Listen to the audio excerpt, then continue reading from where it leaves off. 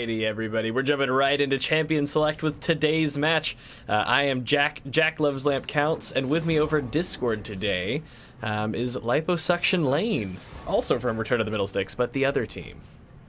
How's it going, guys? We're jumping right into this game. This is Bingo Squad 2 versus Return of the Middle Sticks, the Platinum capped version. Return of the Middle Sticks Light, if you will. Platinum flavor. Platinum flavored, yes, like a bag of chips. Oh, goodness. All right, so we've already got all 6 of the bans already. I'm going right into this. Xerath, Varus, and Vel'Koz going to be the bans for Bingo Squad. Hecarim, Kalista, and Cho'Gath going to be the bans for Return of the Middle Sticks. Definitely very targeted. Honestly, the namesake of 2 of Bingo Squad's players in Cho'Gath and Kalista. So those make sense. Morgana gets to be the first lock for Bingo Squad, and already on to Return of the Middle Sticks. They've got the Nico lock-in. All right, yeah, Lipo, you might... be a flex here. Okay, I was gonna say, you might know some things about their team. I mean, obviously, no, don't spoil it. Act like you don't, but I mean, you might have some good insight. I don't have a ton of insider information. Okay. I try to keep tabs on the Diamond team. They are my org, but... You know, same org, but you're like, you let them do their thing. I got you. Right.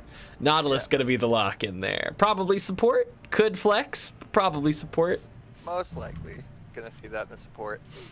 Into that Morgana might be a little bit rough, but Nautilus actually has enough damage that you can kind of eat through the black shield. So if you save your auto, and you just try to like get through it with QE. Yeah. And then save your auto. Yeah, and that makes sense. The Q does a ton of magic damage when you put points in it. Yeah, and then we have the Mordekaiser locked in. Ooh. For Bingo Squad, which should be interesting. It's a pretty oppressive champion, especially against tanks, because he does that % health damage. So yeah, pretty hard to deal with. Yeah, and I always think he's pretty good into teams like that like to go hard into your team, right? If you have like a Nautilus Hecarim on the other team or something, they dive, and then you just pick the most impactful person and take them out of the fight for a few seconds. And it's really nice as the defending team of that engage, you know what I mean? To be able to like pick up the Hecarim right after he ults and just eliminate him from the fight. His team's following, and then all of a sudden the Hecarim's gone, you know? Right. That ultimate's just so annoying to deal with. You can't gank him because he just turns your 2v1 into a 1v1. And then he walks the rest of the way away. Right. So it's pretty annoying to deal with, but you know, if he doesn't get a huge lead, his ability to get on people in team fights can sometimes be mitigated. So yeah, even if he's just totally out of the game, you could still eliminate someone from a fight for like 4 or 5 seconds, you know, which is handy if they're more valuable than you are, and you're helping your team for a moment. Yeah, hopefully the carries from Return of the Middle Sticks pick up that QSS to help get them out of the death realm late in the game. All right, so going into that second round of bans there, we saw Return of the Middle Sticks ban away 2 more junglers, Kayn and Sylas. I say junglers. I guess Sylas could be all over the place. I heard last week that Sylas was becoming kind of a meta-ish jungle pick. Yeah, he's pretty strong right now. Yeah, so those are probably jungle bans, and then we saw jungle bans from Bingo Squad as well with Vi and Nunu. And so the next jungle that's going to come out after all that is going to be Evelynn. Back over to Bingo Squad 2. They're going to be locking in Ryze, and it looks like their jungle pick after all those jungle bans is going to be Skarner. Yeah, I'm kind of surprised that Bingo Squad did not choose to ban out the Evelynn from Hulk. He's pretty good on that champion, definitely knows its limits. Very comfortable pick for him, but guess they just didn't want him on the utility. Didn't want him on a utility, wanted to put him on a carry. Try to deal with him that way, you know, and there's merit to that. Even if you're scared of the enemy jungler, maybe you're like, let's just put him on a carry, and then it makes them easier to focus down in a way, you know.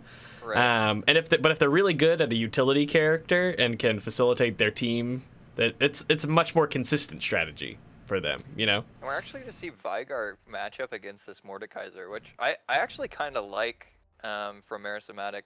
This pick. Range champions do a lot better into Mordekaiser, especially if he goes like the slow build or something. Oh, It looks like they're actually gonna switch back. Switch to, back. We'll see. yeah. We'll see what they have locked in at the end of this. You know, I We'll always, see. whenever there's a lot of flexes, I always sit here and I'm just giving up. I'm just like, you know what? Let's just wait it out. wait till Let's it see who has the counts down. champions at the end of the countdown. Yeah. Regardless, I really do All like right. the range matchup into Mordekaiser. You Oh, actually for have sure. a chance to abuse him. And Nico fares really well like trading through minions, which is what Mordekaiser like doesn't want to do, right? Like he wants Right. to hit you with the full Q. Yeah. And she thrives. She wants to hit you through some minions to like, you know, elongate that CC so she can sit there at the peak of her range and auto you for what is it at max rank? 3 seconds CC? Yeah. It's Lord. just as long as a Morgbind. So Goodness. yeah. So yeah, so that seems like it would be pretty solid for Nico. And she's a decent duelist with the on-hit build. Right. One thing I am concerned about though, Return of the Middle Six drafted a triple AP top. Mhm. So if this Lucian gets behind, it's pretty easy for Bingo Squad to just build. Yeah, a lot of Mordekaiser magic throws resist, on yeah. just like a Spirit Visage, increase that healing. Exactly. So Evelyn Make might him have the a beefy hard boy. time assassinating people since people are probably going to be specking into that magic resist. Yeah, So. and he could also just go. It wouldn't apply to Evelyn and Vigar as much, but you could also go for the. Oh my god, I'm brain farting on the name of the item that reduces magic damage of the same spell within like a second and a half. Oh, Why- Abyssal... Adaptive Helm. Yep, you go. there it Got is. There it is. Cool. You can also go Adaptive Helm, which fares pretty well into Nico because a lot of her Right. damage is coming from that magic like on hit, or you know maybe from like whatever other item she's built. But all those things count as from the same source for each of those various DPS things. So if she's autoing you a lot, it can reduce the magic damage quite a bit. So that's nice. Yeah, Well, for the Mordekaiser, not nice for the Nico. right. Yeah, definitely not what Nico wants. Yeah, and that's the thing, you know, when you play into a matchup like Mordekaiser and your team's like maybe a little bit more physical, he might be tempted to build some armor, but a lot of those physical champions, you know, they could just throw on a Black Cleaver and eat through the armor a lot better. But there's not a good mid-game MR shred item like that, you know. You can pick up a Void Staff eventually, but it's just not as effective as a Black Cleaver in that short term. You know what I mean? Mid game. Yeah, Yeah. you definitely usually build your Black Cleaver like first or second item. Yeah, if you're yeah, gonna yeah. build it, and then Void Staff's usually like maybe third, but at the earliest, but usually like a fourth or fifth item. Yeah, and so in like that matchup in this top lane, you know, it makes the MR early game a little bit more effective than armor would have been in like a slightly changed up matchup, you know. Yeah, especially because Spirit Visage by itself is, or not Spirit Visage, Spectre's Cowl is so strong of an item Oh against yeah, Oak, 'cause yeah, when you sustain. get damaged, you get more health regen, and that coupled with something like a Doran Shield gives you so much regen whenever you get poked by something. So I would suggest if I was in this matchup as a top lane main, I'd just go sit on that Spectre's Cowl and then just wait. Maybe don't have to spec into it anymore, but getting that at least is really nice. Okay, well, we will see how they go about building. I think if Mordekaiser's been listening, hopefully they go the Spectre's Cowl. Yeah. Oh my goodness, I am sorry, I've got a cough today. Oh, it's fine. Lord. Goodness. Skarner. We went with Predator. That's a fun one. I always love seeing jungler rocketing around with that. A lot of fun. Oh. We'll see if Return of the Middle Six decides to go for the invade here. They do have Nautilus, very strong level 1. But Morgana has a it's strong looking like level they're 1 as just gonna well. Fan. Yeah. In some situations, I often even like Morgana's better just because of like you can throw the long range thing just like into the bush. You're like, oh, we're pretty sure they're in there. You just chuck it in there. But Nautilus is probably better, just because you have 2 forms of CC at level 1 rather than 1. But I like the long range binding that you can just like chuck into a bush without putting yourself at risk. Not unless there's always the chance that you clip a wall, drag yourself in, and now you're next to the enemy team. Yeah, you don't have to put yourself in danger. Yeah, exactly. Morgana. All right, both teams pretty spread out. Looks like Return of the Middle Six not actually guarding like the full spread, right? Like they aren't guarding the top there, because instead they are trying to make sure they get that that shrine down there, so they have an extra member to kind of guard it. Yeah, and we're actually gonna see. Oh, I was so confused because of the Evelyn on top side, but it's Neeko. Yes, Always forget that one into the game. The mini map is a little bit deceiving. Yes, yes. Now we've got Lucian on top side now. Oh, Lucian. Lucian, what are you doing topside? It's so funny when you have like what is very apparently like Neeko top locked, and then like someone else walks to your lane. You're like, oh, who's that? Could it be Neeko? I wonder if there will be a bait ever. Like the Neeko actually shows up bot lane, Lucian top secretly all along. Yeah. Something we haven't talked about is the bot lane matchup. Return of the Middle Six definitely drafted something to win early with the Lucian. Pretty strong laner, but actually getting poked out by this Morgana and Jinx combo. You know, if that Jinx and Morgana gets ahead early, it's going to be pretty rough for Return of the Middle Six in this game. Yeah, like you were saying, they heavy have on the magic early damage. precedence. Well, heavy on magic damage too, you know, like if Lucian can't succeed in laning phase, oh, the minion doesn't quite die. Atso eating so much poke. I wonder if we're actually going to see Marismatic has the Precedent attack, so he might actually go for a split push build. So maybe it's not triple AP top.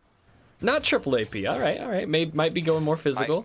Might go for the 4 Rage Blade build. Yeah, and that would probably fare better against a Mordekaiser in this situation with all this AP, right? Like. Yeah, it definitely helps in the 1v1 for sure. All right, trying to sit in the bush, trying to land some more poke, but they're not having it. Oh, never mind. I take it back.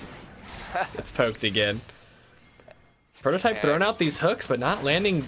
Oh no, in trouble. Ignite goes down. They're putting down some damage on the Prototype. No flash. He is going to flash, but they're going to flash after him. They're going to pick up first blood. Meanwhile, in the mid lane, we have Warlock and A sprinting in. He gets onto Hulk, and Cho'Gath's going to get the kill with, well, I guess like he got the kill before the flash. The flash completes though, the missile finishes following, and that picks up the kill. Whew. 2 quick kills over to Bingo Squad there. Yeah, Bingo Squad making the early plays to get those kills on the map and get gold to their laners. So really good job from them so far. They've really stepped up the tempo and shown that they're ready to play today. Yeah, so down there in the bot lane, you saw Nautilus throw down the hook. It hit a minion. Oh wait, Warsock and Ace here in the top lane, yanking back Marismatic. 2 flashes coming out, but I don't know if Lylove T-Swift's flash was the best decision there. You're a Mordekaiser who doesn't have the E, you know? Like, all you're really getting down there is one more Q. Yeah. Yeah, so in the bot lane, we saw Morgana kind of sneak through the bush, come up right alongside the Nautilus. That's a big target. Gonna hit the binding, and uh-oh, Marismatic might be a little in trouble here. Gonna be okay, but gonna get poked out. Yeah, and that might force him to back, actually, so... Yeah, very low. TP. Needs to be careful. Looks like he's gonna elect to do that, and we see a fight on the bot side. Onto Morgana. They're throwing back so much damage onto Prototype with the Claptrap as well as the binding. Goodness gracious. What they tried to pick a fight and they couldn't even take it for too long. They did get a little bit of damage onto the enemy bot lane, but took a lot in return. Here's Hulk onto the top lane, gonna get the charm onto I Love T-Swift. That's a lot of damage. Here's Worthstock and A as well. Marismatic eats a big Q. He's gonna get away. Worthstock and A trying to keep T-Swift safe, right? Like, the only lane that he hasn't helped get a kill for, or that hasn't gotten a kill yet, so keeping tabs on that top lane. Yeah, a lot of tension towards this top side matchup. Boy, let's have fun. Gonna come around the side, binding onto Lucian, Claptrap onto Lucian, so much damage, doesn't even get out of the CC. Karasuno and Let's Have Fun pick up the kill. Now they're gonna be chasing down Prototype. They're not gonna get a kill. They're gonna put out some damage. Goodness gracious, they have no response to these to these bindings. They don't seem to put down enough damage to win out on these all-in fights like this. Yeah, and with Morgana hitting these bindings, then Jinx can just throw the traps right on top of them, and this chain CC just doesn't allow them to do anything and get away. We're seeing this bot lane just starting to take over this matchup, which is not what Return to the Middle Six wants. Yeah, and Jinx has also been spending a lot of time in minigun form, and keeps it pretty stacked up. So once those fights do break out like that, and the CC does land, the attack speed's fully stacked. And then Jinx just sits there behind a minion to stay out of Nautilus's range and just rains autos on whoever got CC'd. Yeah, Let's Have Fun is just dictating the pace of this lane. Jinx is just able to sit there and farm and wait until Morgana hits binding, and then it's all in time. So then it's all in time. Doing a really good job of hitting these bindings. Yeah, we saw Prototype throw out a few Qs here and there, a few of the Nautilus hooks. But they haven't been landing, and then once they did, it almost seemed like it was too late. Like he finally hit one, but they weren't able to win the trade. Yeah, and that was because they had already lost that one kill, you know? Yeah. So they're gonna look to just play safe in the bot lane here, try to get as much farm as they can. Yeah, 2 kills on Meristematic. Jinx, almost over halfway to her IE now. Oof. Pretty scary. Yes, that is very scary. Jinx is a scary champion, especially when it had Hulk sneaking in the bot lane here. Up in the top lane, Meristematic has a Vamp Scepter, so definitely looking like an AD kind of build. Yeah, and I actually really like that build into the Mordekaiser. And with the comp that RTM has, you really don't want to 5v5 fight these guys with a Ryze and a Jinx especially. So having with the Evelynn and the Neeko being able to pick people off in a 1v1 Oh, they're looking scenario. aggressive. The binding comes out. They're gonna dash away. They're gonna juke the oh, and in the top lane, Wurzlockene lands the CC. Here's the ultimate, but ultimate comes out from Neeko. They both get stunned. Meristematic's still gonna be in trouble here. That's gonna pull him back in. They're chasing him down. The passive is burning away. The ultimate comes out. The Q comes down, and that's an interesting use of the ultimate right there. You use the ultimate, the minions no longer count, and the Q comes down, so it's full damage, and that's gonna be a kill on the Meristematic. Thanks to Wurzlockene, very speedy boy. Hulk now in trouble. Wurzlockene gonna stun up Hulk, but going to back away until Mordekaiser gets here, yanking Hulk in. The ultimate comes out to put him back across the wall, and that's ultimate burned for Hulk just to get away after trying to path towards the top lane there. Maybe looking to try to get T-Swift, but Wurzlockene's still there, kind of camping top at the moment. Yeah, we see this Skarner just keep going topside, trying to get this kind of oppressive matchup for the Mordekaiser and alleviate that pressure that the Neeko can put out. Ooh, Prototype dodges away from the binding there. That could have been bad. It was just out of turret range. The hook gonna go wide. Wurzlockene in trouble. Hulk dealing a lot of damage, but he doesn't have his ultimate available. They're gonna have to back away. Decent bit of damage coming out from Wing Nation there, who still has the ultimate. So flash from Wurzlockene definitely warranted. Had to do that to get out alive, despite Evelynn not having the ultimate. The skill shots coming out. They're kind of doing it in sync, you know. Oh, they're going on to Karasuda, and they finally go to a good fight. But here comes Let's Have Fun.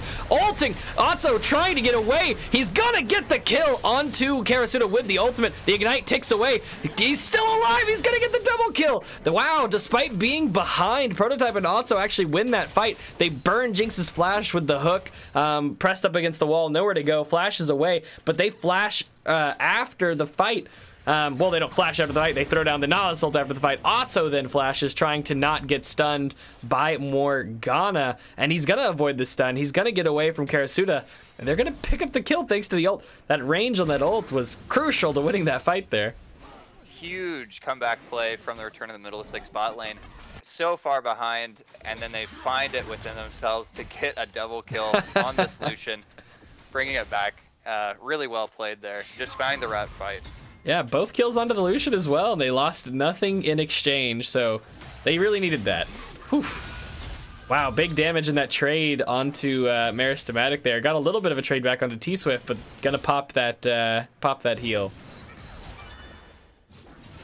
Yeah, Ocean Dragon up. This could be a pretty big Drake, especially early in the game. Ocean Drake is definitely one of those dragons that I always want to see being up as first one, especially if you can get it early. Just having it in that laning phase, getting that extra health and mana regen, just lets you stay in lane so much longer compared to your opponents. So I really like it. We should see the teams try to set up for that. We see some vision coming out. Well, maybe they would, but it looks like Rosalakane is actually still hovering towards the top side of this map. He's stealing some camps, he's putting down some wards. Gonna blast cone over towards Herald. Actually, starting Herald. It looks like Rift, yeah, doing, nope. Yes, okay. Based on the minimap, it looks like Skarner's doing Herald. Oh, wow, Flash coming in. Here comes Hulk. The Black Shield comes out. They're getting down a ton of CC. That's not gonna be enough. Oh goodness, Let's Have Fun going down to flash ult from Evelynn. Hulk picking up that kill. What an aggressive play. Prototype burning, Flash throwing down CC. Karasuno doing what he can. The Black Shield though, it's not enough. They burn through it, they CC him, they take him down, and then they finish chasing down Let's Have Fun. Another Flash gets burned to pick up that kill. The game is now 4-4. Still a 1k gold lead for Bingo Squad, however. And we're gonna see Ocean Drake go over to Return of the Middlesticks and Herald go over to Bingo Squad 2. Yeah, we actually see that interaction I was talking about earlier where Nautilus has enough magic damage to just eat that shield and so much CC that even when he blows his CC combo, he can still throw an auto in at the end to CC the Jinx after the Black Shield's down. So yeah, it just wasn't enough. Yeah, it wasn't enough for him. So I'm wondering if Morgana, maybe seeing that, might throw a couple extra points into E to just kind of build that shield up. But I think you have to, yeah. Sticks for sure. Getting those kills and then transitioning that into that early Ocean Drake, which should help out, especially Meristematic on this Neeko pick top. Yeah, and Meristematic has been seeing a lot of pressure from Worslockene this game. So what might have been a winning matchup on another day has not been going so favorably so far. Down a bit in CS, one death, and both top laners currently have their teleport up. Yeah, while that play was happening, we did see Bingo Squad take the Rift Herald. I expect them to use it right here, trying to get those turret plates with about a minute left on turret plating, trying to get some extra gold on this bot lane as we see Skarner move into the back bush here.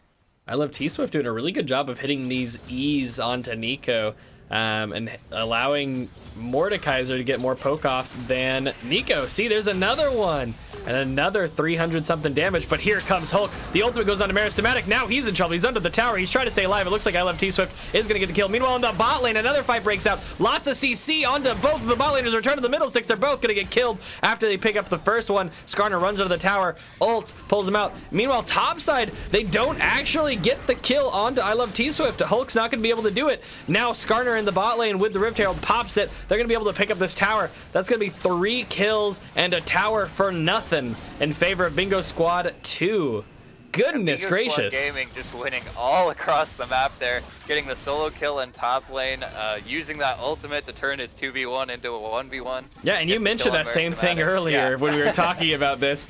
If you're getting ganked, you know, you can turn it into either a 1v1 and take the 1v1, or you can just use it to try to run. But there, takes the 1v1, picks up the kill, even under tower, not enough damage, and then Hulk has to back away as the Mordekaiser comes out of that looking healthy. Not going to take that 1v1. And then in the bot lane, yeah. Get 2 towers now in the bot lane for that play. Goodness gracious. Super good gold swing there. Went from being about an even game to now a 4 or 5k gold lead for Bingo Squad. That was explosive. And yeah, in the bot lane, we saw a Binding help secure the first kill. Skarner speed boosting with the help of Predator under the tower to grab the second bot laner. Going to drag him back out from under the tower, and that's going to be how they pick up the double kill there. Oh, Meristematic returning to lane. Got to get thwacked with yet another one of these Mordekaiser Qs. They're hurting so much. They're going to try to make a gank happen. Flash from Cho'Gath. Going to get charmed, but too deep under the tower, and has the backup of Let's Have Fun. So that's going to be the Flash burned, but they're not going to get anything there for it. Hulk going to run into Let's Have Fun here. The Binding goes on to him. I Love T-Swift is here. The ultimate's going to dodge the Q, and the cage is going to keep them away from chasing. They're going to get Hulk out of there, but almost goes down. Meristematic getting poked, going for this ward. Jinx hurting so much. 1 auto and 1 zap, and that's almost half the health bar of this squishy Neeko. Yeah, with everything that's been happening for Bingo Squad, we're actually seeing Neeko having to go against this Jinx, which is not what the Neeko wants. Ooh. She's built just to fight against this Mordekaiser. Yeah. And them getting that early 2 towers bot lane allows them to just rotate this Jinx to the next objective in top lane, trying to get this tower down. Yeah, and it's already taken a little bit of poke damage from Mord and Wurslockenay, though Meristematic did do a good job of keeping it healthy. Ooh, Binding's getting thrown out. Nope, still gonna fight each other. Teams are both kind of fighting for vision right here in the river near mid lane. Gonna spot out that pink ward and take it down. Yeah, we see both teams congregating around this mid, both wanting to open up this map by getting this mid turret.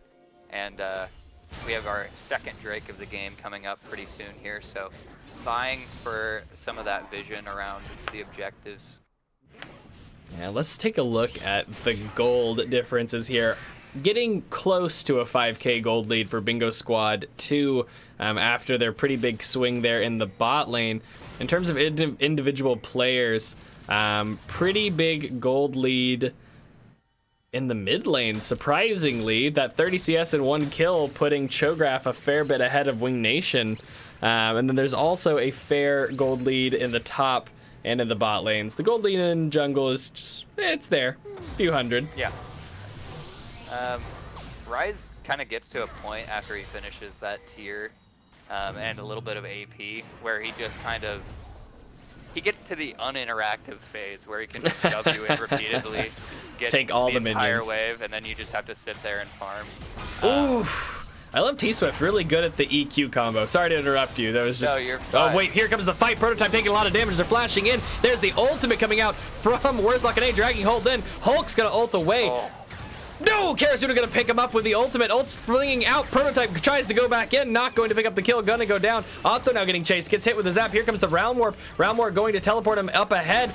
Double kill going over to Cho'Gath, who's there. Now Wing Nation trying to pick up a kill onto Karasuno. Karasuno's gonna flash to the other side of the, I actually don't know what it's called, the thingy that comes down from the sky that Vigar has. Yeah, I'm not sure. I don't know what that one's called. Casting is not my first job. So. No worries. Oh, there's so many of them. Here, let's see. We can just double check. I think it's called Dark Matter. Gotcha. There you go. Well, we see a great fight there from Bingo Squad Gaming around the Drake. Allows them to, after getting that pick onto Hulk, pick up the dragon for themselves, and it's an Infernal Drake, which, as the team being ahead, is going to be really helpful for them.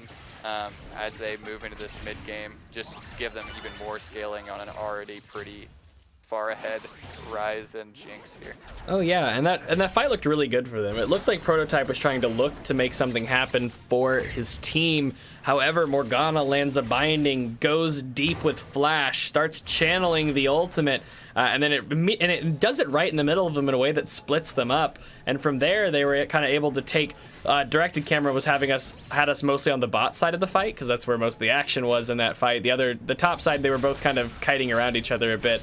But then we see the Realm Warp teleporting back behind them as they try to disengage the people that were on the bottom half. Let's Have Fun might be in trouble here. Here comes Hulk. Here comes Prototype. They're putting down so much damage. Goodness gracious. The ultimate did come out from Morgana. However, Morgana did not have anything for stasis. Broken stopwatch. Wurslockenay looking here. Gonna run back under the tower. Prototype waiting here under the pink ward. Gonna start retreating back with the rest of the team. They're gonna spot out this pink ward. And this is what you want to see if you're a Return of Middlesticks fan. With being in the spot that they're in right now, they have these pick potential with Hulk on the Evelynn to be able to just sit somewhere in the back line and just hope that they can get a pick and get rid of some of the pressure that Bingo Squad's putting down. So really good call there from Return of the Middlesticks, trying to find something to get themselves back in this game. Yeah, they had a pink ward in that same bush at the beginning, like close to the beginning of the game, and it was there for a very long time. And so I think it's funny to see them now, like, back to that same bush, and they're in it this time, you know? They're like, they never check this bush. They don't ward it. They don't walk in it. Yeah, they obviously don't care anything about this bush. This is the bush we want to hide in. Wait. Yeah.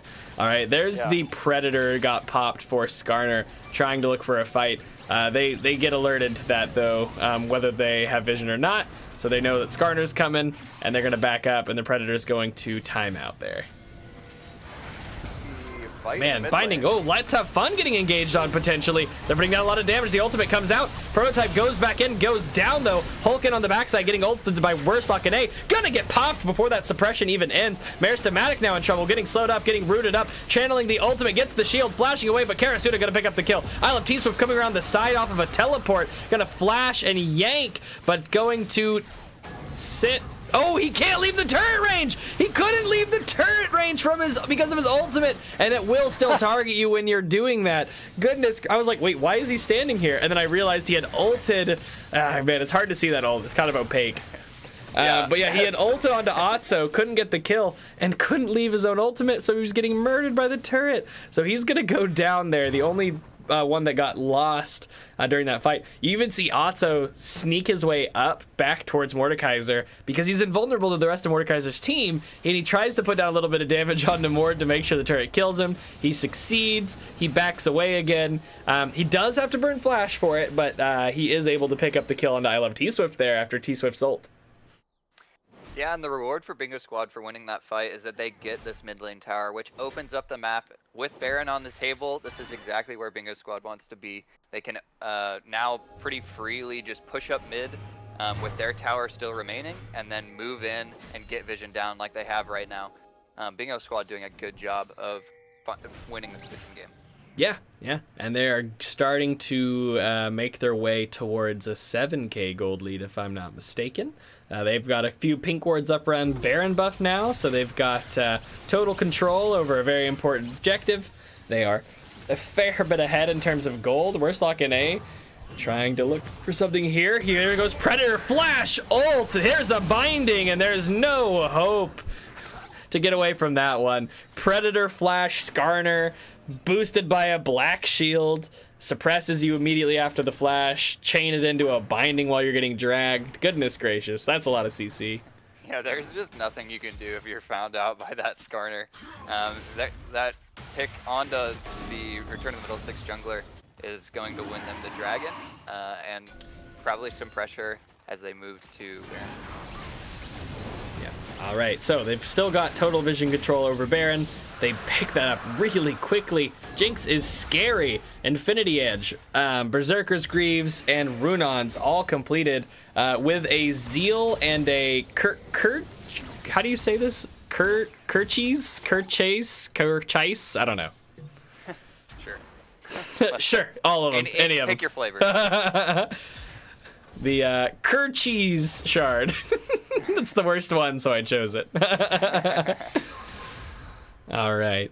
But yeah, here comes a gank onto I Love T-Swift. They're trying to get a little bit of top control back, but I Love T-Swift really doing a lot of damage. Whoa, but so is Hulk, and Hulk's going to get the kill, but here's Worstlock and A and Realm Warp. They're going to CC up Hulk. They're going to take him down. Meristematic trying to do what he can. Channels the ultimate, gets the stun, putting down DPS, but it's not enough, and they're not going to get the kill. Righteous Glory gets burned there as well. Let's have fun. And he was doing a good job of pathing down there because Karasuda and Let's Have Fun were pathing around through the jungle, so that was like his best chance of survival, but it's not enough. Worstlock and A is very tanky. Couldn't take him down in the meantime. Prototype getting ulted on by Let's Have Fun. Gonna miss the ult onto, miss the binding onto Otso there. Prototype going really ham onto Let's Have Fun here, despite this being a 2v4. Need to be careful, but he is gonna deal some damage to Let's Have Fun and chase him away. Let's Have Fun does not have ult, ignite, or flash after that exchange. Yeah, I think we actually see a little bit of a mistake here from Bingo Squad Gaming. They did a good job of rotating off the initial gank top and getting those kills, but with Hulk and Meristematic off the map, they should have just gone right to the Baron and had it pretty much uncontested with all of their members up. Yeah, I think you're right there. They decided to go top, didn't even get this tier 2 tower there, so not really getting a lot off of that lack of pressure that they got for themselves by killing Hulk. Yeah, even if you're pretty ahead, you know, in a game like this, it's still rather early in the game. So if you don't have the team comp for it, forcing a tower can always be tough. Yeah. If the other team has a bit of wave clear, you know, shove you off of it, it still does a lot of damage to you at a stage in the game like this. Like, you might have some armor, but it's still going to melt you. Right, especially when you have that big of a wave crashing into the tower. So a much better use of their time and pressure there would have been to just go right onto the Baron. Go onto Baron. Yeah, and they had just taken out a couple members. It was a 2v4. That was, and neither of those two were the jungler, so no smite steal chance. Just go straight for the Baron. Yep. Now they're back in the area. They're setting up vision, which is good. Just Prototype trying to get some vision too. Keeping this mid lane push so that they can have the pressure to get this vision down in the top side, and it's lit up for them, so they're doing a very good job here. Yeah. At least Return of the Middlesticks was able to get the Scuttle Crab, so that's some vision you can't prevent, you know?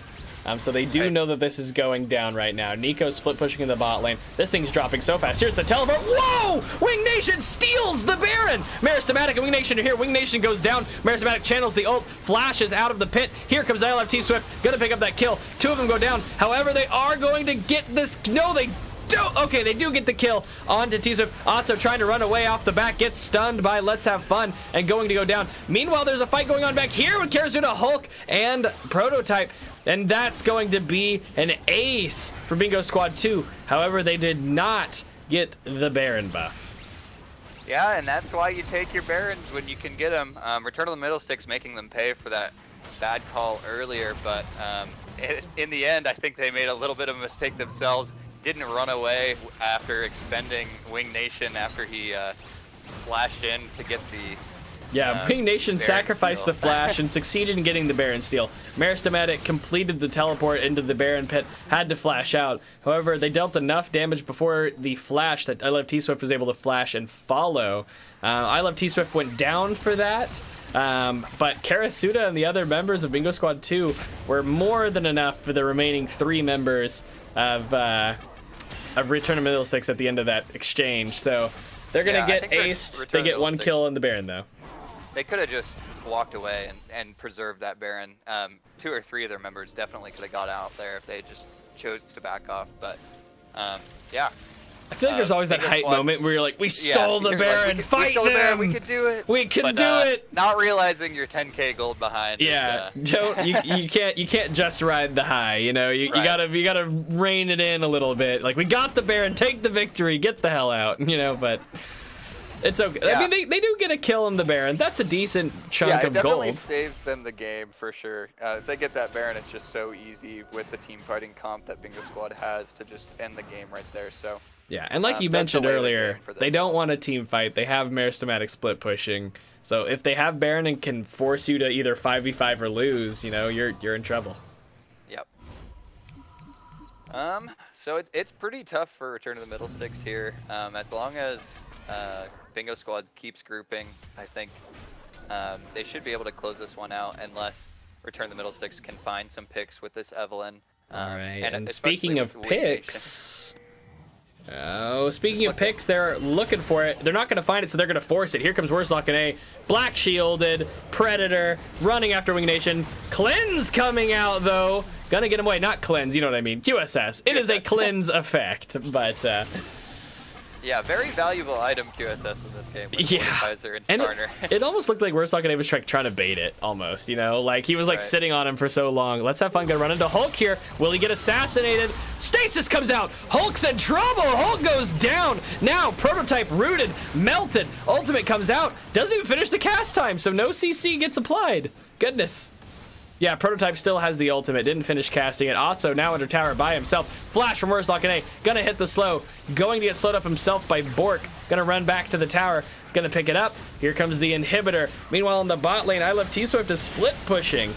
And they are 1v1ing. It looks like it's actually not going super well for I Love T-Swift. Gonna have to back away, but Skarner is pressuring Meristematic on the backside there. Meristematic trying to maybe pick up a kill on I Love T-Swift. Here comes the ultimate.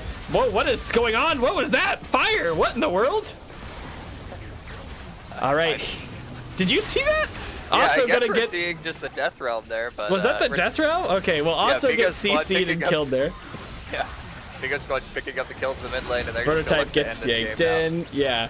I'm sorry. I got really hung up on that. I was like, wait, what the hell was that? Like, it looked like out of the lane pillars, like huge pillars of fire were exploding. Whatever. All right, so yeah, they're gonna pick up that kill on Numerismatic down there. They're gonna just run it down. They grab Prototype with another binding, and they just sort of finish that game. Yeah, Bingo Squad did a really good job that game, except for that Baron call that they probably should have gone for. They just won every lane pretty much straight up, and just grouped as a team with that advantage and ran it down and won the game. So Bingo Squad, really good in this game one. Yeah, Bingo Squad taking the win, game one. If I'm not mistaken, I believe they had side selection, so we'll see Return of the Middle Six with side selection in game two. So maybe they can learn a thing or two from this game, get the side of their choice next game, and turn things around. So we will be right back in just a little bit with our next game. Thanks for watching, everybody.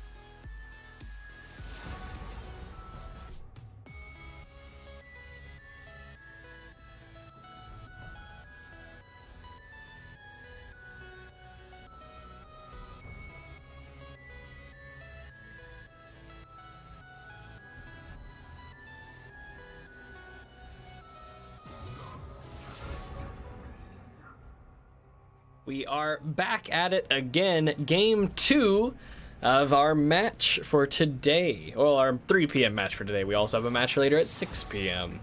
This is Game 2 of Return of the Middle Sticks Platinum version, Platinum flavor, versus Bingo Squad 2.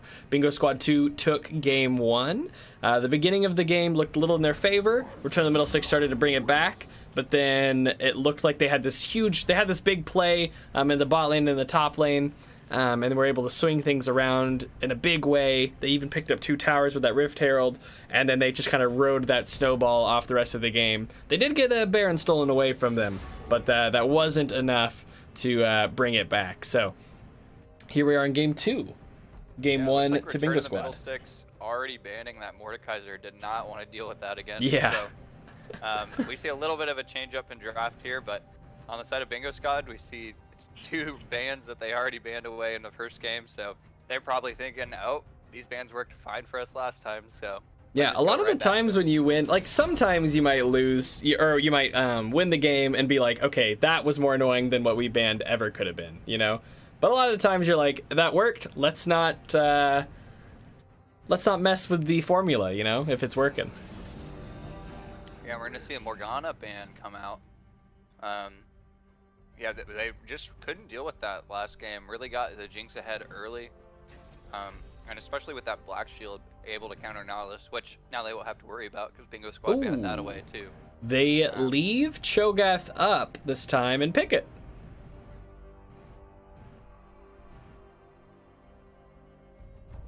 They banned it last game to keep it off of the mid laner for Bingo Squad 2. This time around, though, they don't ban it and rather pick it instead. And I'm expecting that Akali to actually go top.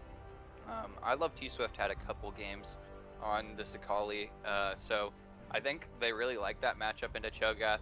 Cho'Gath's not going to really abuse you too much, and Akali can just sit up there and either abuse him or just sit there and farm and look for that mid-game. Yeah, could probably do things rather safely. You're right. Kayn did get banned away last game. That's going to get locked in the first rotation this time. Yeah, and I think Akali was also banned, so Return of the Middle Six just wants to put them on something different. Last game didn't work out for them, Jinx. So. Yep, and they're going to pick up away the Jinx too, so we're actually seeing a lot more team fight heavy comp here from Return of the Middle Six with their first 3 picks. Yeah, Yuumi, Jinx, and Cho'Gath. I like that. That already sounds pretty good. Yeah, so Return of the Middle Six, we're going to see a completely different type of team comp from them. Should be interesting to see how the rest of this draft phase goes.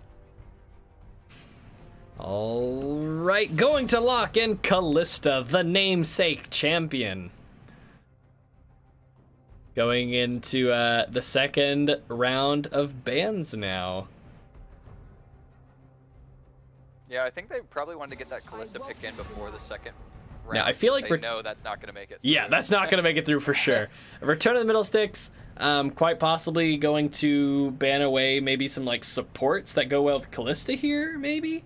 Yeah, let's have like the Thresh or something with like Engage. Yeah, something really that loves Kalista throwing them. Yeah, like Alistar potentially. Yeah, and then it works both ways, you know. The champions that love to get thrown by Kalista, they also love the fact that they can like be a distraction during a gank and then get yoinked, you know. Right. Like it works defensively and offensively pretty well with those types of champions. Exactly. Sejuani and Vi both getting banned away there from Worslock. And we do see that Thresh ban come through too. Not Worslock. I'm dumb. I'm trying to say Hulk. Jeez Louise. There we go. Next ban coming out. Rise. So they're not going to go for supports with both of them. Yeah, I really didn't like the Rise in the last game. Not a lot of interaction with that lane after he hits a certain point, so just wanted to get them on something new. And we're actually going to see a Galio Kalista. I'm expecting that to be bot lane, which I think is a pretty good pickup. Could throw that in, and then you hit the taunt. Can you charge it? Can you start charging when she grabs? It doesn't work like that. I'm pretty sure it does not work. That would be. I mean, it would be broken. Like I would think that would be too strong. I mean, it could work that way. I have no idea, or not. But like, it sounds like it would be too strong, but it also sounds awesome. Like, it's just like throwing this like taunt grenade that is Galio with your ult. Zoe. We're gonna see possibly Zillion and Rammus locked in for Return of the Middle Six, which means they're just going full protect the Jinx comp. Oh, ooh, and it looks like we lost Champ Select. So I will just go ahead and throw us back to the camera screen for a second while we see what's going on. It looks like one of the members of... I'm blanking on Bingo Squad 2's name. There we go, though. It looks like one of their members must have had an issue with the client.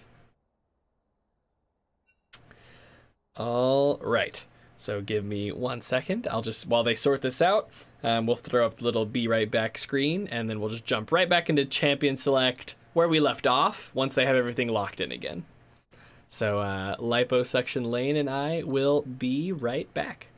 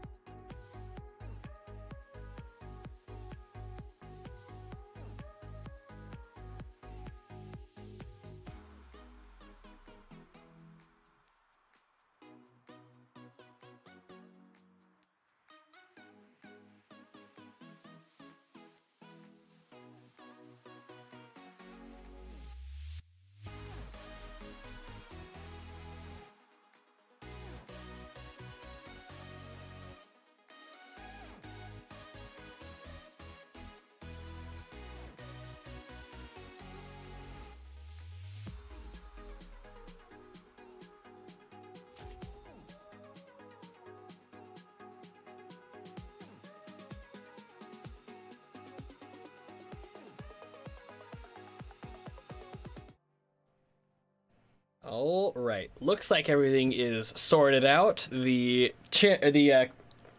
you call it, Champion Select, the client DC was all sorted.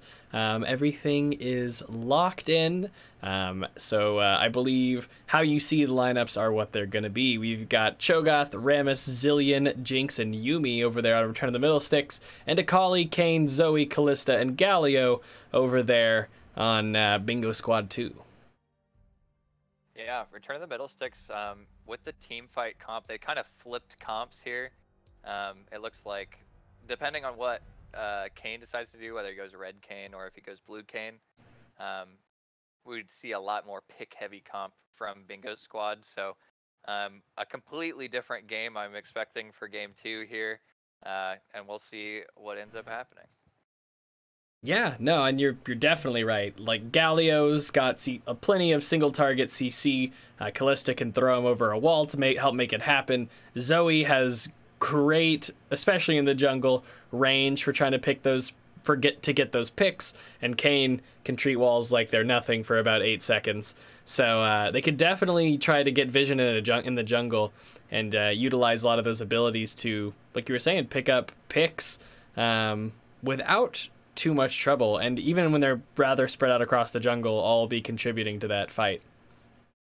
Yeah, and if you're Bingo Squad, you've got to be thinking here that looking across the map, you've got Jinx, and that's about it for their side of the Return to Middlesticks. So if this Jinx gets behind and they can put enough pressure on her early, they can just win the game off that before she has time to scale back up with items. Because they know if this game goes late, it's going to be really rough for them. Oh yeah, Zilean, Rammus, and Cho'Gath, they all have like okay damage, but they're definitely more utility champions. So if they can't keep this Jinx alive, whew. Yeah, and I mean, even if she's falling short behind, it's really hard for them to do damage in team fights. So I expect both junglers to be looking towards this bot side, because it's very important to win this lane, probably above all others. So yeah, and I mean, it's not that hard for Kayn to get some bot lane ganks in. Yeah, not at all. Yeah, just run through those pretty large chunks of land that you've got down there, or even just up the wall along the bot side even sometimes. Yeah, I will say he's also got he's also got Callista Galio to help assist things along, and if they could CC Jinx, they're also CCing Yuumi for as long as she's sitting on Jinx.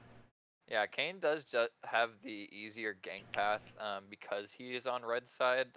With that tri-bush for the blue side, it gives you a lot more angles than you have when you're playing on the opposite side of the map. So, yeah, definitely a little bit better for him, but shouldn't be too big of an advantage.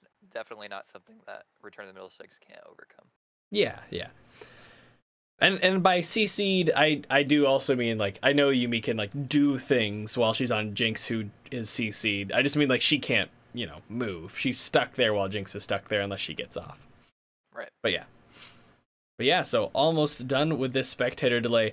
Do you think one of these teams has, in, like, a vacuum, do you think one of these teams has an advantage?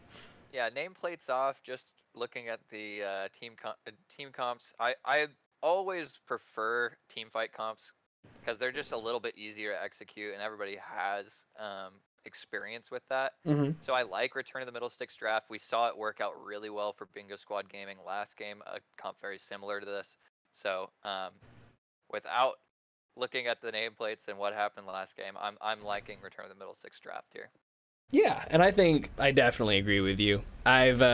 I've said something similar in a lot of the games we've watched. It's just like, you know, why not pick the simpler comp? You know, it's like you don't make it harder if you don't need to. Exactly. You know, like you can, when you start to get to like really high levels of play, like I'm talking like pro and semi-pro, you know, like people start to like look for those advantages they can get, maybe try to do something an enemy team doesn't expect, or do something that's like a little more nuanced that they might not be as practiced against, you know, and I could understand trying to get those other advantages. Or maybe you see champs like go to a certain way, so you go for a certain comp and strategy. But like overall, you know, for like everything below pro play, like comfort picks and going for simpler strategies is just so nice. So, oh, they might find Otso here. Wait, they're actually surprised to see Otso. They do land the slow, but they're not. They all just kind of stood there as Otso came around the corner, and they're like, oh, he's here. Maybe they were just expecting another person to be there. Maybe before jumping on that, but I'm not gonna lie. If I was waiting right there, scared of like Yuumi or something else. Yeah, if I were right there, I would not have expected Jinx to walk out, Pat. Right.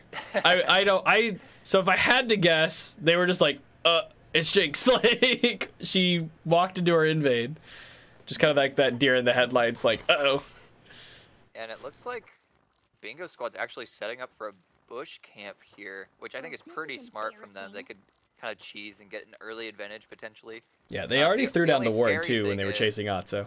Yeah, you definitely don't want to stay too long because you know the jungler that has red buff is starting on that side.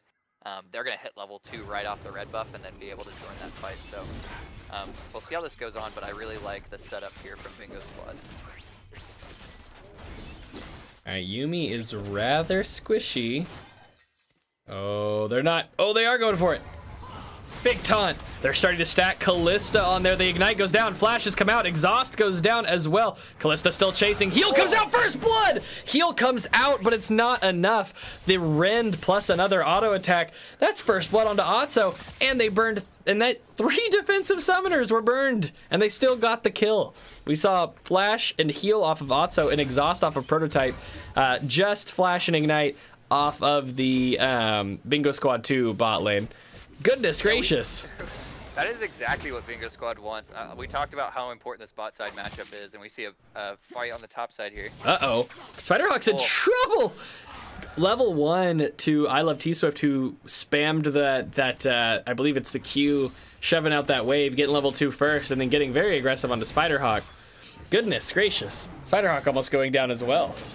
Yeah, back to what I was saying, but Sorry. Bingo Squad definitely got the advantage that they wanted there in the bot side.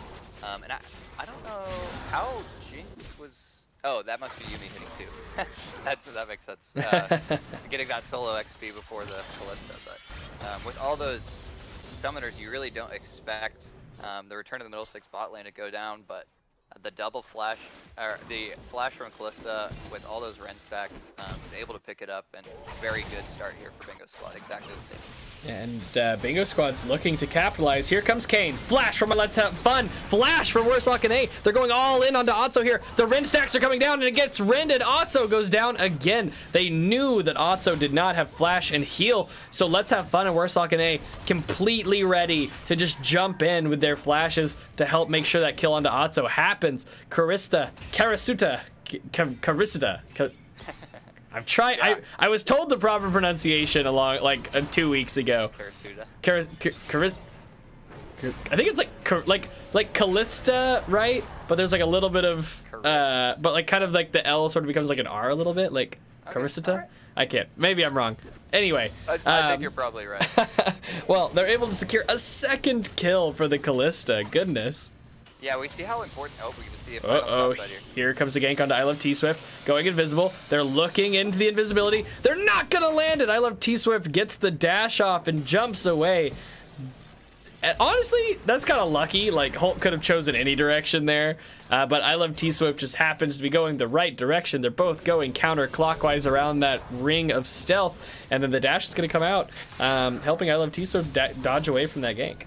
Yeah, I'm seeing a pattern here with I Love T-Swift. He loves to play these champs that are really annoying to gank. The Mordekaiser turning your 2v1 into a 1v1, and then Akali, who just has like 3 flashes. Ooh, Cho'Gath gonna go throw down the speed boost with the heal that he got from a minion, chasing down Winged Nation, gonna get a solid chunk of damage.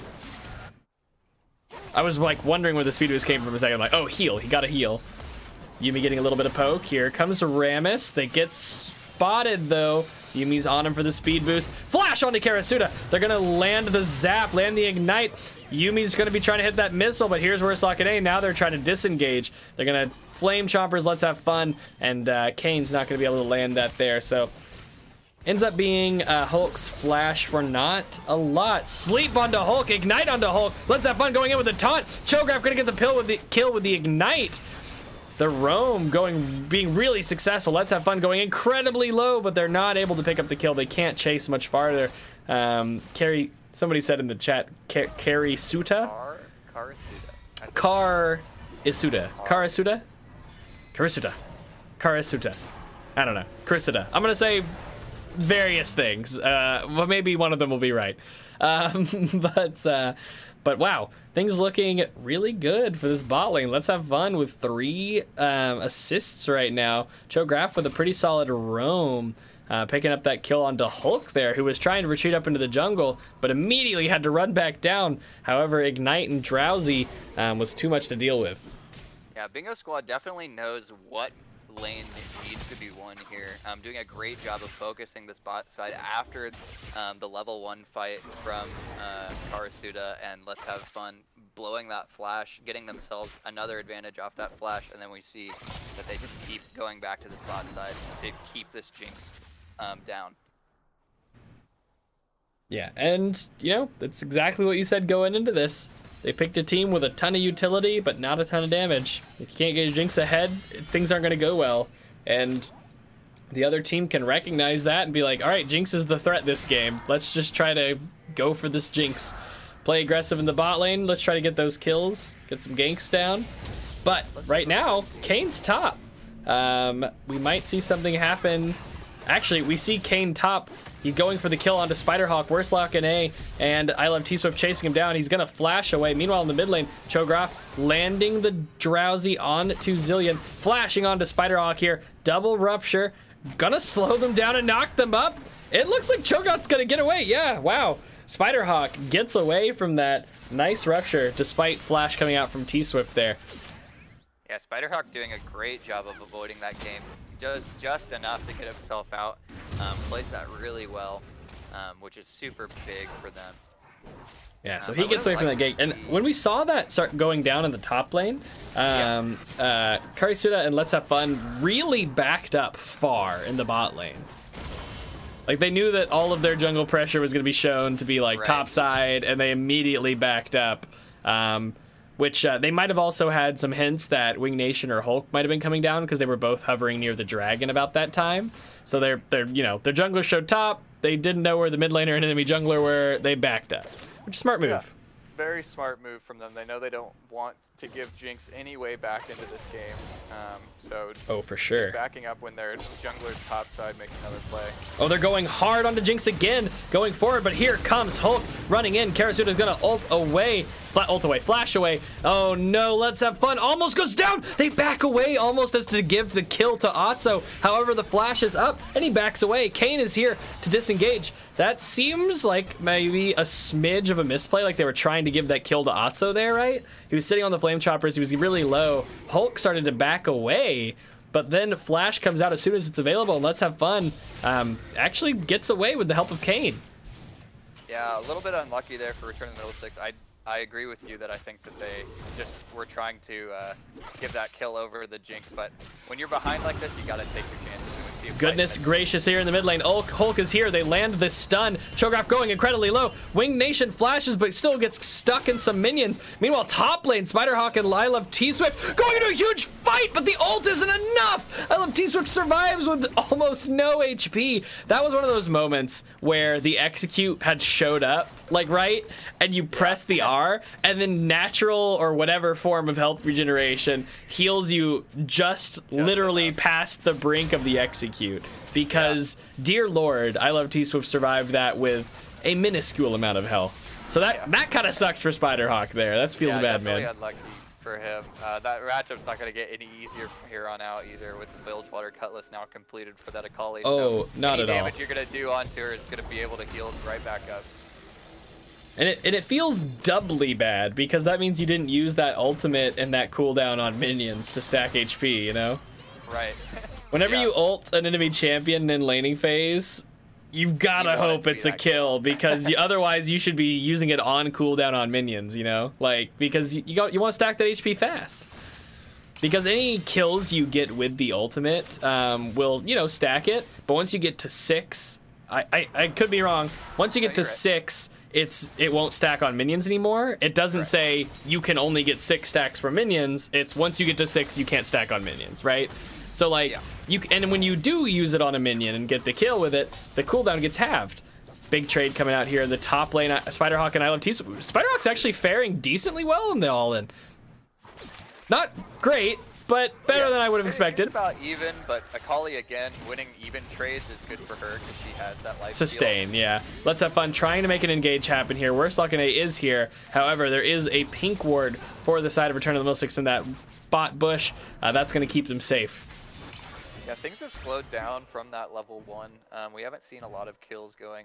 We see some very close to dying, but yeah, Let's Have Fun almost got killed. I Love T-Swift almost got killed, but those were things that Return of Middle Six would love to have. That would make that game 2-3 rather than 0-3 right now, you know? Right. But just barely not picking up those kills. They almost actually got a kill onto Cho'Gath in the mid lane. So in all 3 lanes, there has been an incredibly close call where a member of Bingo Squad 2 has escaped. That Yeah, feels and bad, I'm man. actually surprised Jinx is. Oh, we saved by the Oh, middle. flash onto Cho'Gath, taunted, double bombed. The ultimate's going to come out from Zoe. Ultimate from Let's Have Fun as well for the damage reduction. Going to throw down the taunt and chase them away. Second time they've almost, look at Cho'Gath's health bar. Insanely low. They're trying to get a kill here. Here comes Hulk. However, Prototype's ultimate not going to land the root onto anybody. And now they're going for the counter engage. They are going hard. Hulk's getting so damaged. He's trying to run back in to die. He does, and that's gonna be the Zilean revive. It sounds so weird. He's running in to die, but yes, he was. He was trying to pop the Zilean ultimate, and he's still going with Yuumi. Wurstlock and A gonna scrape away. Fine in that fight there. Uh-huh. Yeah, surprised that they. I want to talk about a little bit. Hmm? Jinx is even in levels and up in farm against a Kalista that's had a lot of health. I'm kind of surprised that Kalista's not further ahead. Yeah, With yeah. as much help as she's been getting. They've had a lot of ganks come out, and even a roam or two. But still, somehow, down in CS. Credit to Otso and Prototype. Yeah, only a 400 gold lead for the Kalista, so that's pretty much just those kills. Otherwise, it's or like one kill. Yeah. Lead, So they are still hanging on, and that's what you want to see if you're Return of the Middle Sticks, because you need this Jinx to be relevant. Yeah, you need this Jinx. Spiderhawk going down here to deal with this pink ward, but it doesn't look like Wurstlock wants to try to pick this fight at less than half HP. Yeah, one thing I wasn't thinking Oh, about. he's here. Never mind. He heals from going through the wall, and he's going on to Spiderhawk. He lands that. Nobody gets hit by the rupture. Jinx. Akali jumping through, getting the stun. Spiderhawk flashing under turret. They're still pursuing it, though. He's gonna get the kill. He does get the kill. He doesn't have his ultimate during that, but he throws down just enough damage onto Wurstlock that the turret's gonna finish him off, and then Cho'Gath is gonna get a tiny bit of healing when that unit dies near him. Spiderhawk doing just enough to get that kill, playing these ganks super well. We see a fight on the bot Ooh, side. going in onto Karasuda here. The root comes down, the taunt comes down, completely locked up, and Otso gets a kill. Now they're chasing down Let's Have Fun, who doesn't look like he's gonna get away. The slow from, no, he is gonna get away. The slow from Rammus was so big, but it wasn't enough, and the ultimate from Otso just barely goes wide. Meanwhile, in the mid lane, Cho'Gath and Wing Nation going hard on each other, but Wing Nation is gonna survive. He also has that ultimate. He's not in a ton of danger. Spiderhawk going aggressive onto T-Swift. T-Swift has to flash and dash away. Spiderhawk knows he can't catch him now. Gonna back away, but that's a flash burned. Things all of a sudden looking really good for Return of the Middle Sticks. Things in the mid lane looking all right. Things, they're even up in CS a tiny bit despite being down that kill. Things in the top lane start looking like they're turning around. And down in the bot lane, they pick up a kill. Oh, but it could go south here. There's a teleport coming in. A lot of damage onto Prototype. Hulk is in danger. Hulk's gonna go down. Let's Have Fun is still pursuing. Here's Spiderhawk though with the teleport. Wing Nation is in the Dragon Pit. He's going on to Wurstlock. He's gonna ult. He's gonna get the kill. He's gonna get knocked out by Let's Have Fun.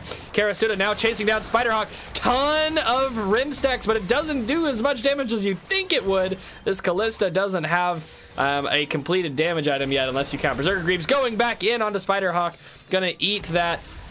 There was a drowsied Jinx, I believe, and so Spiderhawk walked in front to tank that for the team. What a good teammate.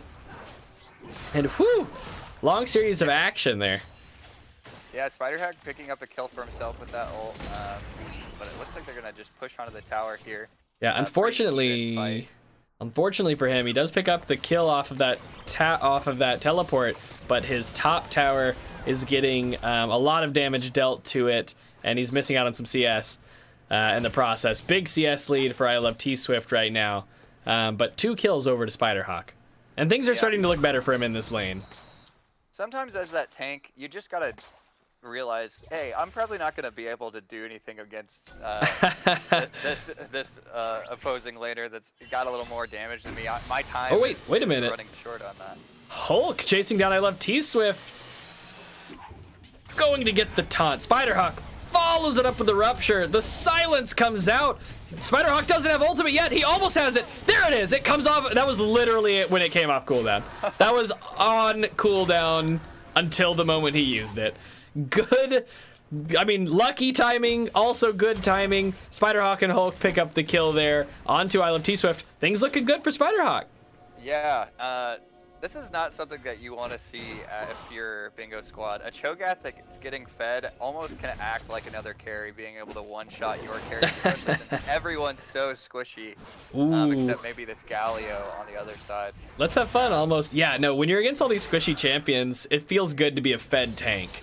Because all of a sudden your damage that's normally just okay actually seems really good. You can 1v1 the squishy champions and kill them relatively quickly. Yeah, and if he picks up a Righteous Glory, you could just run them down, especially with speed ups from Zilean. From Zilean and from Yuumi. Could just run in there and get pretty much on whoever they want. Yeah, so things looking good. Solo pretty much anyone from the side of Bingo Squad. And so, going to get some CC onto Cho'Gath here. Gonna chain it into the double bomb. The aftershock damage comes down, and he's a little bit of a wasted flash, but that's okay. They secure the kill. They finally get Cho'Gath, who's evaded their ganks by the skin of his teeth so many times, but this time Zoe's not gonna be able to survive. 1-1-1 on the Zoe, and Wing Nation finally picks up that kill. Good job, Hulk. You have worn down Cho'Gath to the point that you got the kill. Cho'Gath's done a good job of dodging the ganks, to be fair, and Hulk's done a good job of ganking. It's just been barely not enough each time. Maybe because Zilean damage, not huge. Yeah, Hulk's done a really good job here in about the last 5 minutes, using that Rammus to just snowball into these lanes and realize that he can gank these lanes very easily and get some kills for his team. Yeah, he has great follow-up in all 3 lanes, you know. Top lane, he can get followed up by Rupture and a Silence. Mid lane, he can get followed up by Double Bombs and a Slow. Or he can get speed boosted to help make himself more effective. And bot lane, he can get followed up by the Flame Chompers and Yuumi ult. So, pretty good follow-up in all of these lanes for this Rammus. Yeah, we still have no one to take Drake yet. I thought they were doing Herald for a second. Looks like they might just be doing Scuttle. Now they're moving back onto it, looks like. Yeah, all right. Kayn is now starting Rift Herald up in the top side for Bingo Squad. Return of the Middle Sticks was down 0-3 at one point in this game. Now up to 5-4. They've taken the gold lead and the kill lead here. However, nobody has taken... Oh, Wersock and A gonna get spotted by Spiderhawk and Wing Nation. Ooh, they land the knockup, but he's just too late. He did make it through the wall, and he's coming back through. Wersock and A, by the way, you were talking about this earlier. He did go for Rost. Oh, yeah. On the Kayn. I think that's a good choice for him, for sure. They need some form of engage. Ooh, good damage. Galio. So giving him something to live a little bit longer is good. All right, so Rift Herald is going to get denied there. Neither team ends up going for it, and it is despawning now, so nobody's getting Rift Herald this game. Yep, neither team's picked up an objective yet. All the towers are up. Rift Herald hasn't been taken, and Dragon still hasn't been taken. But it looks like they're gonna catch Hulk here, so that might be. Oh, Karasuda comes over the wall. So does Kayn. They're going ham for the kill here, but there is some support coming in from the rest of the team. Karasuda is going to get the kill onto Hulk. Wing Nation flashed in to try to ult, but was a little bit too late. Now they're getting CC'd. He goes down without getting to ult. Flash from Let's Have Fun with the stun. They're gonna pick up that kill. Prototype now almost a fish in a barrel. Going to get... Actually, no. Okay, I take it back. He's going to get away. They burned all of their chasing cooldowns on getting those initial kills. Prototype will get to walk away. No good for Return of the Middle Sticks in their comeback there. The gold lead is now even, and it will probably be... Things will be pretty in favor of Bingo Squad here after they get this tower and this dragon. Yeah, they did get the top tower for Return of the Middle Sticks, but Bingo Squad just taking opportune moment there. Return of the Middle Sticks trying to save Hulk ends up causing them a couple more deaths. Yeah, Wing Nation could have just been like, okay, he dies. Maybe they get Drake, but we're able to hold tower now. Ooh, Spiderhawk. Kills and Oh my goodness. Oh! What? I was like, oh, looks like he might get away. Flash ult. Spiderhawk, such a fat tank right now. Such a big boy. Gonna just flash ult. And that's plenty of damage to kill this no HP item, Akali. Like, that looked like a lot of the health bar was left, but this is a squishy champion we're talking about. Yeah, Cho'Gath's got 8 stacks too, Uh-oh. so he's got Is he in trouble? He's not in trouble. No, he's fine. He's Cho'Gath. He doesn't take damage. He only deals damage. Snowballing Cho'Gath is a scary thing. Yeah. He becomes very tanky, and like you were saying, you know, champions like this can actually deal a substantial amount of damage to squishy targets when they get ahead. Yeah, he's already got 1,000 extra bonus health from his passive, so, and with still another minion that he can chomp to go, so definitely see that balloon up to over 1,000 already. Both teams looking probably towards this Baron with it just spawning about a minute ago. Yeah, things dead even right now. I guess I say dead even. There technically is a small advantage to Bingo Squad. They have one more kill, which might be an experience lead potentially, but you know, that could vary. That's hard to gauge. But they do have a dragon, which is a small advantage. And I actually like the macro decision. Oh, here we go. All right, they're going for the fight onto Kalista and to Galio here. They're going to get locked up by Let's Have Fun. They're still trying to get to Kalista. Hulk getting too melted down. Going to have to back away, but Wing Nation is here. They throw down the double bombs. They're not going to land. Wing Nation might be in trouble. Might have to ult himself. He is going to ult himself. They are going to get the kill onto Kalista eventually, though, but Cho'Gath and Akali are here. Akali going to get the kill onto Wing Nation while he's stunned. Now they're going for Hulk. They both flash. They get the kill. Spiderhawk trying to get the kill onto Let's Have Fun. He gets CC'd. Let's Have Fun trying to run away. Spiderhawk's so tanky, but he's not fast enough. He's getting slowed up by the rest of the team. Triple kill goes over to I Love T-Swift. And I think I Love T-Swift there. He went for the Zilean first. Zilean didn't have the ultimate any longer. Stuns him, picks up the kill there. They both flash. They pick up the kill onto the next target, and then they turn back around. Spiderhawk just barely not able to get the kill onto Let's Have Fun. Feels bad, man. However, they are able to sneak this mid turret. So many people roam top that Otso and Yuumi went mid, shoved it out, and picked up a turret for their team. Yeah, and this play comes off the result that I think Return of the Middle Sticks actually had some poor lane assignments, where Jinx is split pushing against Akali in bot lane, while Bingo Squad sends their bot lane top, which I think is what Return of the Middle Sticks should have done, because it allows Akali to be able to join the fight, whereas Jinx is going to be stuck on the bot side, not able to join. Yeah. Able to TP in off that gank after it just took a little too long to get the kill. And Bingo Squad makes them pay for those poor lane assignments, and now they're going to get vision control of Baron. But a good play by the Jinx there to try to get something in return and get that mid tower and open up the map a little bit. Nice little read by Prototype there. Gets the Zoe after the ultimate. But now they have found themselves a little bit behind in this game once again. Return of the Middle Sticks, I mean. Currently, it's not quite 3K, almost getting close to 3K gold behind Bingo Squad here. Spiderhawk, a very fed Cho'Gath with a Yuumi on his back, was just walking right up there. I Love T-Swift gonna find Prototype going to put down some wards, gonna be cleaning that ward up.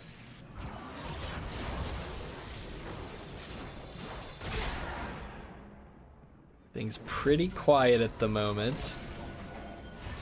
I think both teams are there's not a ton of objectives up right now. There's Baron, but teams have set up vision, and they're just going to try to prep for this dragon. I almost forgot. There's a little objective timers thing now. We've got a Cloud Dragon spawning in 26 seconds. I love these new little timers. So nice. I didn't know they added that. They added that recently. They did add it pretty recently. They fiddled with some settings and whatnot. Or I say settings, I guess some like of their HUD and whatever. Which unfortunately has messed up our overlay a smidge. We're gonna have to like tidy it up again, but because they've been changing it a lot lately. So we have to keep changing our overlay. But I do like that little addition up there in the bottom right. Oh wait, they're going on a Spiderhawk. They found him, caught out. He's a tanky boy, but is it gonna be enough? They are gonna pick up the kill onto him. They have Yuumi with Hulk throwing down the ultimate. They're dealing with what they can. Jinx is taunted in the back, getting flashed on by several targets. Flashing away though, throws down the ult, going to pick up the kill, and they're gonna be going for Cho'Gath next. Resurrection, the bomb picks up the kill into Cho'Gath. Now they're gonna be going for Otso. The double bomb doesn't seem like it landed, just barely. Prototype stuck in the middle, tries to get away, can't. Wing Nation now going to... Gets the double bomb, gets the shutdown, going for Karasuda. He doesn't get the second bomb though, and Karasuda gonna be getting a quadra kill, whereas Wing Nation only gets a triple. Wow, that fight was all over the place. It looked like there were some double bombs that might have just saved the day, but like he hit the first one onto Let's Have Fun, and then Karasuda ulted Let's Have Fun away, which then made the double bomb not be a thing, which kind of saved the whole fight for them. That double bomb landing would have... Yeah, that double bomb landing would have won the fight for the Return of the Middle Sticks. Otso would have had the window to wipe them up, and the damage from the double bomb would have been pretty good. But Let's Have Fun getting ulted away after eating the first bomb is what I think happened. Saves the day. I don't know if they did that on purpose, but that's what happened, and it saved the fight. 9 of the 10 members of the players of the game end up going down to that fight, so pretty crazy mid-game fight against this dragon, but not much comes of it. Yeah, nobody gets dragon. Nobody, just a big trade. Quadra, which is pretty big for her now. That's true. Super big. This Kalista is. Looks like Return of the Middle Sticks right. can go straight on the dragon here. Zilean is not in this fight. He's zoned away right now. Several members. Oh, but they're not going to contest it. The game is now equal in terms of Cloud Drakes. That's pretty big. Righteous Glory comes out. Speed boosted. Hulk running in. He's. Wait a minute. Wait. That's miscommunication. Definite miscommunication.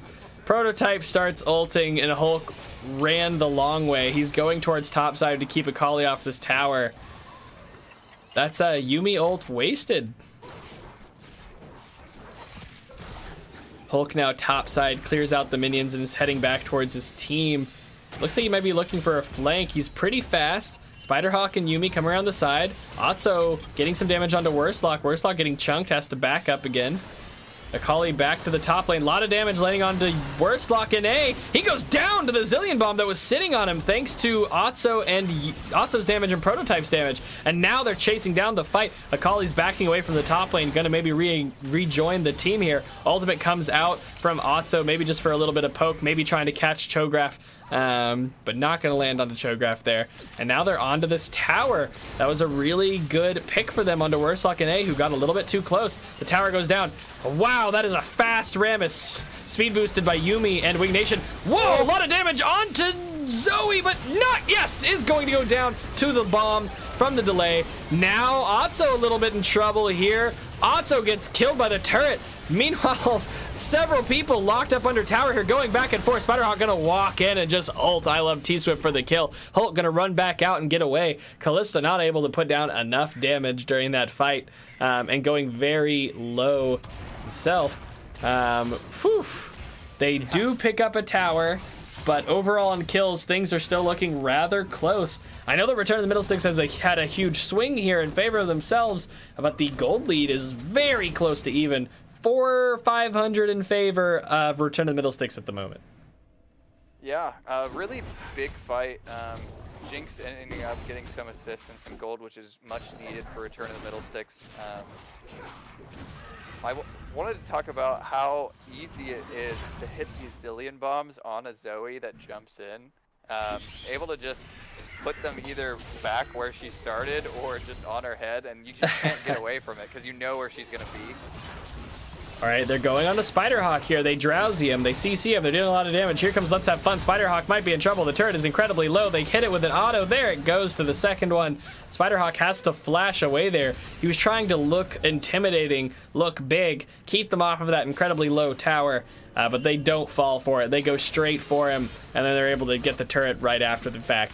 Burning his flash in the process, which is big. Flashing Cho'Gath to pick up kills is a scary prospect in these team fights. And now they're going on to Let's Have Fun here, getting some CC, getting some damage. They speed boost Spiderhawk, who runs back out, dodging away from some CC. Gonna be clearing away some pinks here. Cho'Gath trying to get some vision on Baron buff.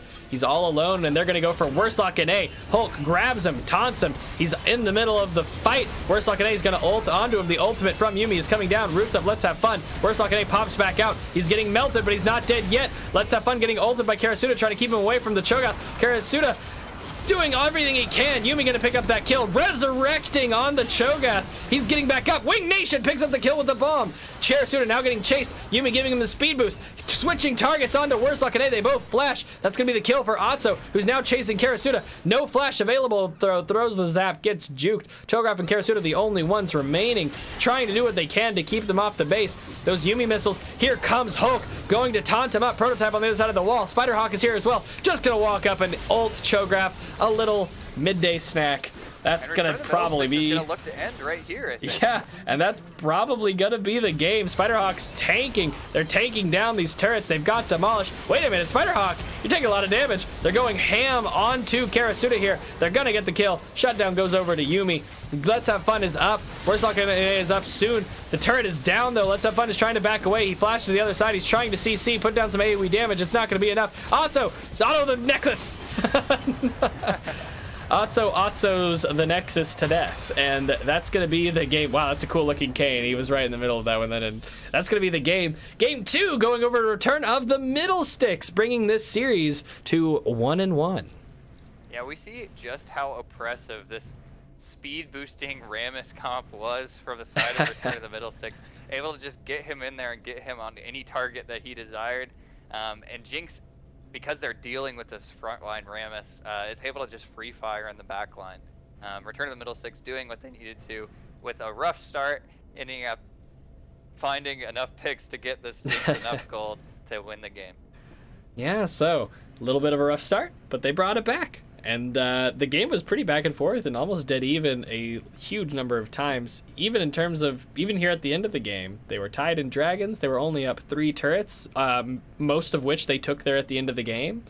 They just sort of had this explosive snowballing fight where they just kept picking up members as they made their way to the Nexus. All right, so, oh goodness. Oh no, the cough is back. Oh Lord. Okay. That will be game 2 of the series. We'll go for a short break, and then we'll be right back for game 3. One way or another, the final game of this series. So we hope to see you back for that. I believe this is an elimination week. So the loser of the next game, that will be it for them in the Summer Splash, and the winner will move on. So stakes are high. Stakes are high. Good luck to both teams. We'll be right back, everybody. Thanks for watching.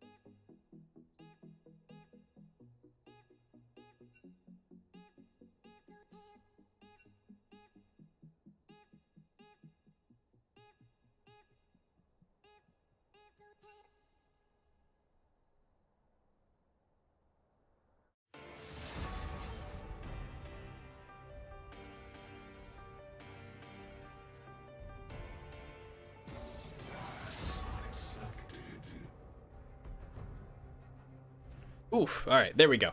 We are back into it. Game 3, Return of the Middle Sticks versus Bingo Squad 2. Bingo Squad 2 took game 1. Return of the Middle Sticks took game 2. We're going to be back with Bingo Squad 2 on the blue side once again. Return of the Middle Sticks back to the red side, and they're going to be going into banning phase. We're going to see Zilean and Vel'Koz come out from Bingo Squad 2. Mordekaiser are coming out for Return of the Middle Sticks. Do you expect to see pretty similar bans, my co-caster Lane? Yeah, I don't think Return of the Middle Sticks will probably change up too much, and Bingo Squad adding that Zilean ban in did not like dealing with that. What I'd really like to see on the side of Bingo Squad is maybe go back to something that's a little simpler to pull off. Something more like, I think Jinx is going to be pretty high priority here, so it wouldn't surprise me if they first pick it. Might be a smart first pick for them. Yeah, and it seems to me like in the last 2 games, Bingo Squad 2 overall has maybe had the edge of Return of the Middle Sticks in terms of like the very early game laning phase in the first 2 games. But like you said, you know, in the second one, Return of the Middle Sticks started getting some ganks off, started getting some roams off, and really started pulling ahead. And they just didn't really have a team comp that could deal with the team fight comp that they were dealing with. Whereas in the first game, you know, they were the ones on the other side of that, right? They had the team fight comp, and it just, like you said, it just seems like it's a little bit simpler to pull off. Everyone's a little more used to it, and if you can build up some leads in the early game, and just snowball those into some, you know, 5v5s, or just force some turrets with all 5, things will go pretty well for you. Yeah, we are going to see the Jinx picked up in that first pick like we talked about. Oh yeah, you called that one. It's been very high priority for both these teams. So I like that from the side of Bingo Squad. It definitely was the best pick available with as high priority as it's been. And we're going to see Vi's been banned away. Vi's been banned from Hulk in the second round of bans the last 2 games. So he's going to be locking in his jungler in the first round this time and going to be snagging that Vi.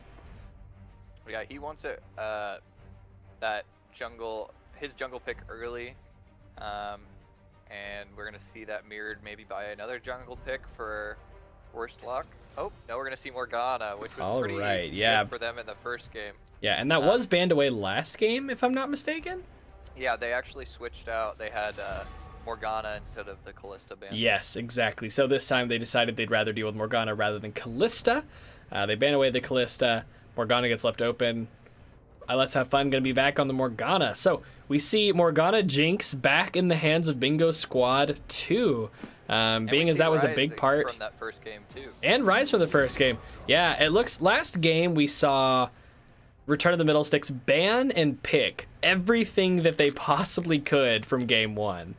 And really forced Bingo Squad 2 to change things up. But this game they seem to have decided on a few different bans, and we're seeing Bingo Squad pick up a lot of things they had from game 1, which you know, might be playing into the hands of Return of the Middle Sticks, or maybe things are falling apart. You know, you never know, right? Like, you don't know what their plan is going into this, but can't be excited that they have the stuff that helped them win game 1. However, they do have Vi this time, and they do have Spiderhawk's Cho'Gath once again, which was rather scary last game. I actually like these last 2 bans from Return of the Middle Sticks here. Trying to get rid of these tank junglers. Nunu still is on the table, so if Worst Luck does play it, might see him pick that up, but trying to get rid of some engage so they can't just team fight 5v5 quite as easily with these Skarner and Sejuani bans. Yeah, and Skarner did some serious work in game 1 too, now that you mention it. And in game 1, and in game 2, we saw Rammus do serious work for similar reasons. You know, like just basically super exactly super fast, super beefy, and great single target CC. And both teams utilized those in games 1 and 2 to great effect. So this game, we're seeing a lot of these picks get banned. However, Rammus was up, but they did go for Vi this time. Yumi's going to be banned, Zilean banned, so maybe they're not feeling the Rammus considering they don't have the Zilean. Yep, and we're going to throw in a J4 here, which is another good engage kind of supportive jungler, able to help them out. So he can I be like a bit that more of a pickup. carry if you want to build him that way. Yeah, he can be. I don't expect him to be. With No, as much I damage agree. as they Yeah, have. he can be, might but still probably pick not. up that like warrior first, just to have some base damage on that ult. But after that, I expect him to go more tanky, just because he wants to get in there and be able to survive and support his team. And we're gonna see Diana picked up in the mid lane. Yeah, Lux and Diana getting locked in there. Lux support, Diana mid. And then we saw Jax getting locked in as well, quite possibly for their top laner. Unless they're gonna, maybe they switch? No, I love T-Swift as I'd Jax. be surprised, but we'll I love see. T-Swift as Jax. It's probably going top on Jax again. Right. Yeah. They're in a little bit different Their order. order and champion select is switched. Right. But Yes, it is very likely, yeah. I love T-Swift will be top on Jax. Cho'Gath will be mid on Rise. A Jax favored matchup. Cho'Gath could definitely pressure him early, but because Jax has that E that can dodge Cho'Gath's auto attacks, which is huge. Yeah, Cho'Gath does a lot of his damage. You usually go Emax on him with those spikes. You might not go Emax to this matchup. Maybe. It's still see. good for poke and wave pushing, right? I think it's probably best just because your Q, you could see a WMAX maybe, but like your Q is very easy for Jax to dodge if he just jump up. When you don't, usually when you don't go Emax for one reason or another, you go with W. Qmax isn't usually the best, considering it's nowhere near guaranteed to land. Yeah, it does have. But you can still use the E for harass against a melee, which is nice. You can auto minions with it. You can shove the wave back out if you're getting shoved in. It's like on demand wave clear, damage, AoE, all of it. It's great. It's a great ability. Auto attack reset. Yeah, auto reset. It's awesome. It's got a lot of things wrapped up in that one ability, and that's why Cho'Gath will usually max it. It's also a really good chunk of his sustained damage throughout a fight. Right. But like you said, yeah, Jax can dodge several of those autos while channeling that Counter-Strike. Though, to be fair, right, if a Jax is Counter-Striking into a lot of these matchups, you just want to run, because any autos you throw into it for one reason or another or on accident just make it stronger, right? Like when the damage procs off of it. So you don't want that. You don't have no reason to auto them. And he can auto while doing it, so you basically have no reason to be melee against him whenever he's Counter-Striking. Yeah, it doesn't make him any stronger, but still it doesn't make him stronger, but you can't auto him, and he can auto you, and he's gonna stun you at the end of it, so you might as well just try to get out of range, I feel like there's not a lot you can do. You can throw AoE abilities at him too if you desire, but those are also reduced by Counter-Strike. So you really just have to wait it out, honestly, and try to kite away from his autos. Interested again to watch this bot lane. Bingo Squad's really taken it to Return of the Middle Sticks in these first two games, and another volatile matchup with the Lux versus Morgana and Varus Jinx. We should see if they get the better of them in game 3 here. It should be fun to watch. Yeah, fair amount of magic damage from the Return of the Middle Sticks bot lane, which is both a blessing and a curse against Morgana, right? It means that her Black Shield's going to mitigate more of your damage, but it also means that you can pop her shield more easily. So, pros and cons, depends on the moment you're in, right? Like, if she's trying to shield someone to keep them alive, then you'll be sad that you have so much magic damage. If she's trying to Black Shield someone to keep them alive because you're attempting to CC them, then she might be a little more, then you'll be happy, right? Because you can pop it quicker and get to CCing her faster. So there's a little bit of pro and con there. Exactly. As a shield, it becomes better, but as a CC prevention mechanism, it becomes worse. Yeah, for sure.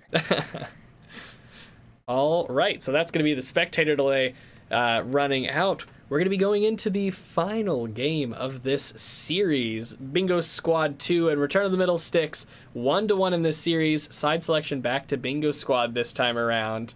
They're opting to go back to the blue side. They have several champions that they had in game 1, so it'll be interesting to see how this one goes. I really like the Bingo Squad draft here. As we've seen, the team that has had the easier comp to pull off the team fight comp has won, so them being able to get very similar looking comp to what they had in game 1, I think is very big for them. Oh yeah. But we'll see what Return of the Middle Six is able to do with their comp, and if they can change the how things have gone in the first couple games. Yeah, this is their chance to rewrite how game 1 went, right? Like this is the game. This is game 3. This is one that really matters.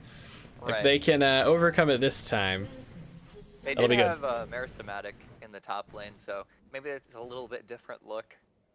Yeah, Spiderhawk from did. game He 1. did have a little bit of a rough early game, but he did end up faring pretty well in the mid game. Meristematic. 3-0, 4-0. Yeah.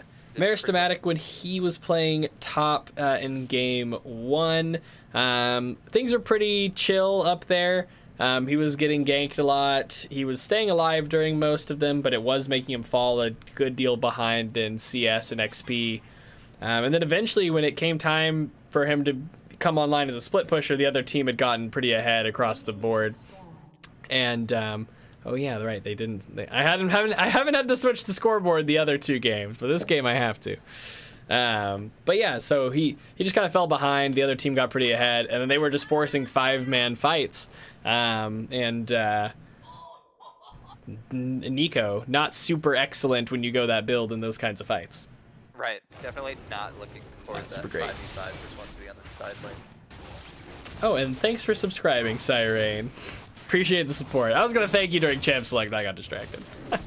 All right. See both junglers start at their reds, so this might be pretty good for the bot lane of Return of the Middle Six. Is able to push Vi towards that bot side and potentially see an early gank and get them ahead. But we'll see what they decide to do. All right, already getting pretty aggressive in these trades up here. Getting a grass proc off. Conqueror is going to proc as well. It's pretty close to even trade. But that could mean that it was in favor of Cho'Gath, considering he does get a bit of sustain off of minions in laning phase. Level 2 first, go into T-Swift. Talking a lot about top lane, because that's what Directed Cam is showing. Right. Yeah, and this is a very Jax favored matchup, as we talked about. Cho'Gath can win early, but as Jax scales, you're going to see him take that lead more and more. Ooh, nice poke onto Diana there. I mean, not damage-wise, but like, barely got it. Yeah, he's able to find it. Yeah, able to find it. Nice job getting the poke. It wasn't a lot of poke, but good job making it happen. Oh, Jarvan moving his way up to top lane for a gank here. A lot of these zaps landing onto the bot lane. Oh, we're Sokane coming around the corner here. Gonna be getting some CC. They're gonna start. They do land the stun. They do change it into a knockup. It looked like it was off, but they did land both of them. Yeah, that gank, for whatever reason, looked a little weird. I know, right? It looked like the Counter-Strike didn't land, but it did, and it looked like the knockup didn't land, but it did. So I got really confused, but they both landed. Yep, they blow the and they burned the flash. flash. So I would not be surprised to see J4 make a return gank here, go down, get this scuttled, and maybe look again as he's moving up. Yeah, and it looks like that is exactly what he's doing. He knows that Spiderhawk does not have flash. Come around the corner once again, silence. Counter-Strike gonna get delayed. Gonna jump onto him. Gonna land the stun. We're sucking A. Gonna get the knockup. First blood going over to I Love T-Swift. Nice repeat gank onto Spiderhawk there. Yeah, Worstlock doing a great job of reaping the benefits of blowing that early flash. Goes down, gets scuttle, and just comes right back for a gank. Ooh, big fight going down. Prototype going very low. Let's Have Fun going very low, but they're gonna get the kill. They're gonna trade kills. Karasuda gets the kill onto Prototype. Whoa, Hulk flashing in and gets the kill onto Karasuda. That was a very excellently done flash vault breaker onto Karasuda there. Goodness gracious. Nice play by Hulk. The AD carries and the supports got into a huge fight there in the bot lane. They ended up burning a lot of summoners. Each AD carry got the kill onto the other one, but Hulk was on his way down, going to pick up that kill onto Karasuda.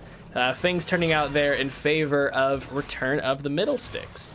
Yeah, what was going to be an even trade, Hulk made a great flash play there and picks up the kill.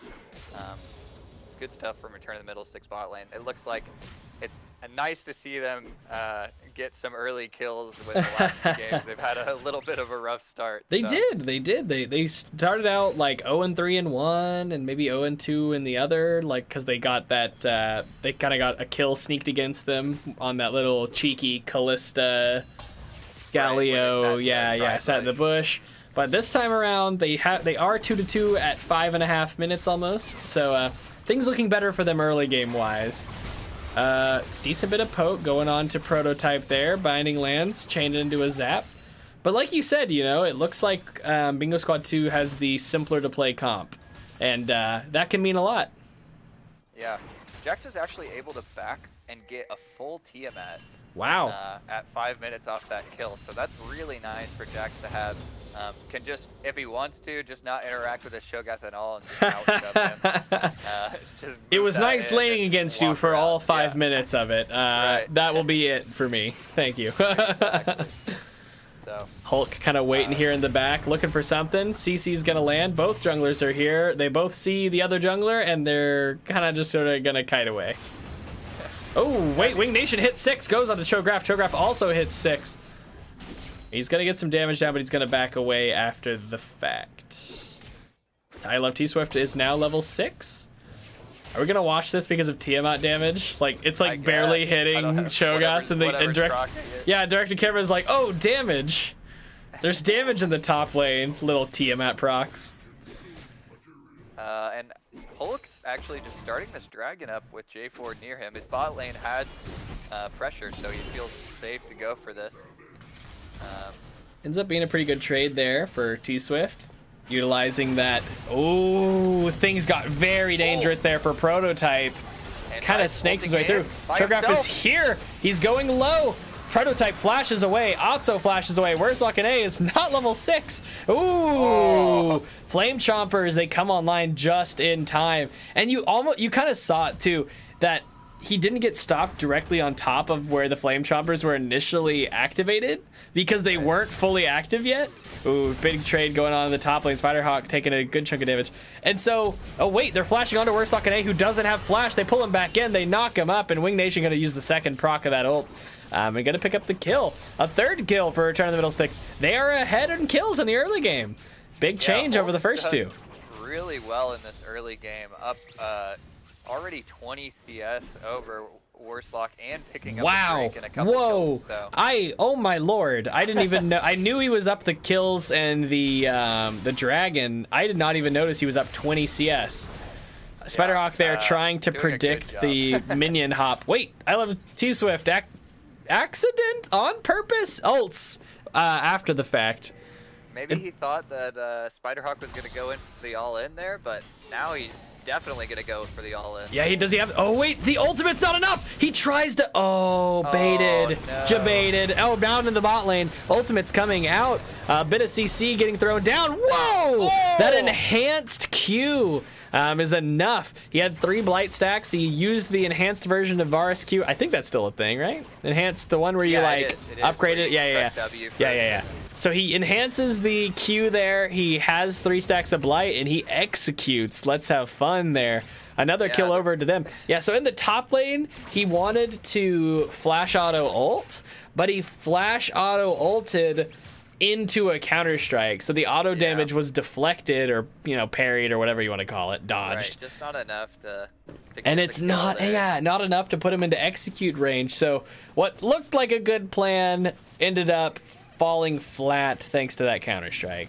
Womp womp. For the bot lane here, Return of the Middle Six just saying, we've had enough of these other games. We're just gonna go in and we want to win laning phase this time. Yeah. Varus now with this Bilgewater Cutlass is pretty dangerous.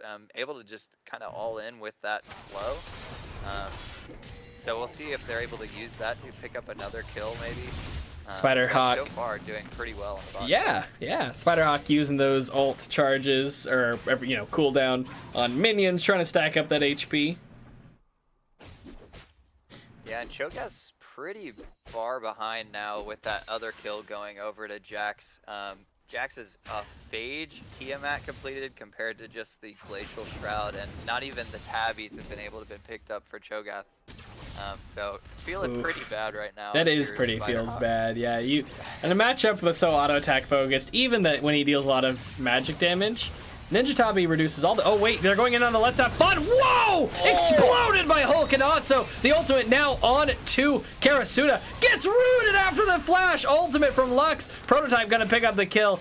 Wow. That damage from Hulk and Otso was explosive onto Let's Have Fun. And once Morgana's down, there's no Black Shield for Karasuda. They immediately ult Karasuda with Varus. They follow that up with a binding after Karasuda's flash from Lux. And they just chase him down. Wurstalkene has to run away and retreat. They're going to get several turret plates here. Dang. Things looking a lot better for Return to the Middle Six this game. Wing Nation going in on the Cho'Gath, getting down a fair chunk of damage. Flashes away. Wing Nation takes a few turret shots. Things looking good in the mid lane for them as well. They're even in CS in the mid lane. But there is that extra kill onto the Wing Nation thanks to that chase earlier in the game onto Wurstalkene in the jungle. This is exactly what you want if you return to the Middle Six. Focusing the spot lane, keeping Jinx down. And it looks like they're going to get first turret off. First turret! This is the richest Varus I've ever seen. That's, I mean, you know, hyperbole, but he is very rich. He has 5,000 gold. The second richest person in this game is Hulk with almost 4,300. The third richest is Jax with also almost 4,300. So Varus is incredibly ahead of the curve right now.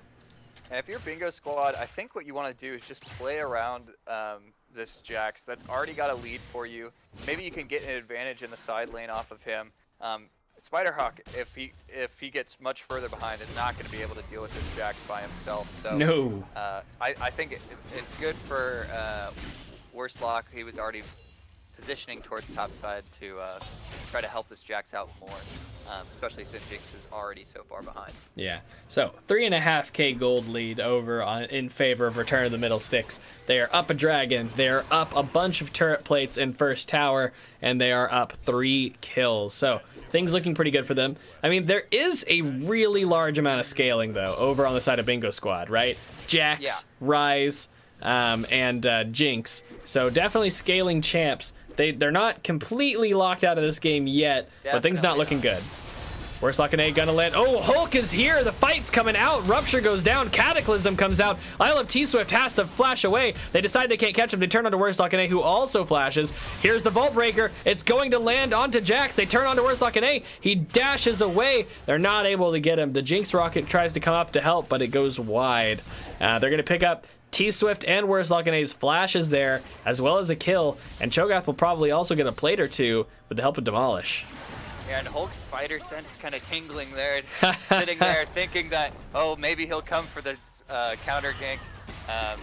Great play by that. They're going to pick up Rift Herald off of that. Yeah, so the enemy team knows they're doing this thanks to Scuttle Crab, but it doesn't matter. Spiderhawk roamed down after getting 1 plate rather than sticking around to try to get maybe a second. Oh, Prototype is here to gank onto Cho'Gath. They need to land CC. They both. Nope. No. They have to land the CC to interrupt that casting. I mean, I guess he's been reworked again. Maybe.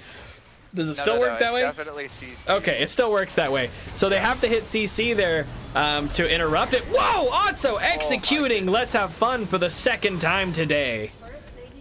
Yeah, and this is Return to the Middle Six, exactly where they want to be against the scaling comp. They wanted to get out ahead early here, keep these people down so that they can win this game before the scaling kind of kicks in for the side of Bingo Squad.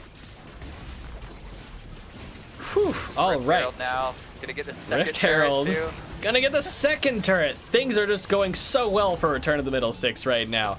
And 3 turrets up. The dragon as well. Yeah, that's gonna be their 2nd dragon. They're up 3. So that's gonna be 3 towers, 2 dragons, 8 kills, and they're gonna be doing it all in just under 15 minutes. They might lose a turret in the top lane to Jax.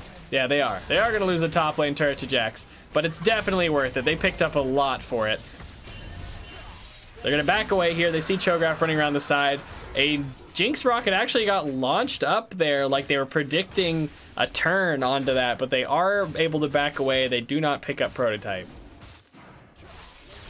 Dang. Yeah, kind of the sole point for Bingo Squad. The one bright spot on their team right now is this Jax, able to pick up that tower while all this is going on. I think he's just gonna continue to try to sit in the side lane, draw pressure that way. But doing a good job. Yeah. Whew. Goodness. This game's been rather explosive. Prototype's actually, what is it? Running right into melee range of this Jax, wants to take him on, using those boots of mobility to chase him down, and he's gonna jump over the wall and get away. Goodness. Yeah. Return to the Middle Sticks does not want to let up here, though. As we talked about, Bingo Squad definitely has the better scaling comp, so a couple mistakes here or there for the side of Return to the Middle Sticks can let Bingo Squad back in this game and buy them just enough time to get back in. And if they end up making it pretty even, or this game gets to that 35-40 minute mark, that's not where Return to the Middle Sticks wants to be.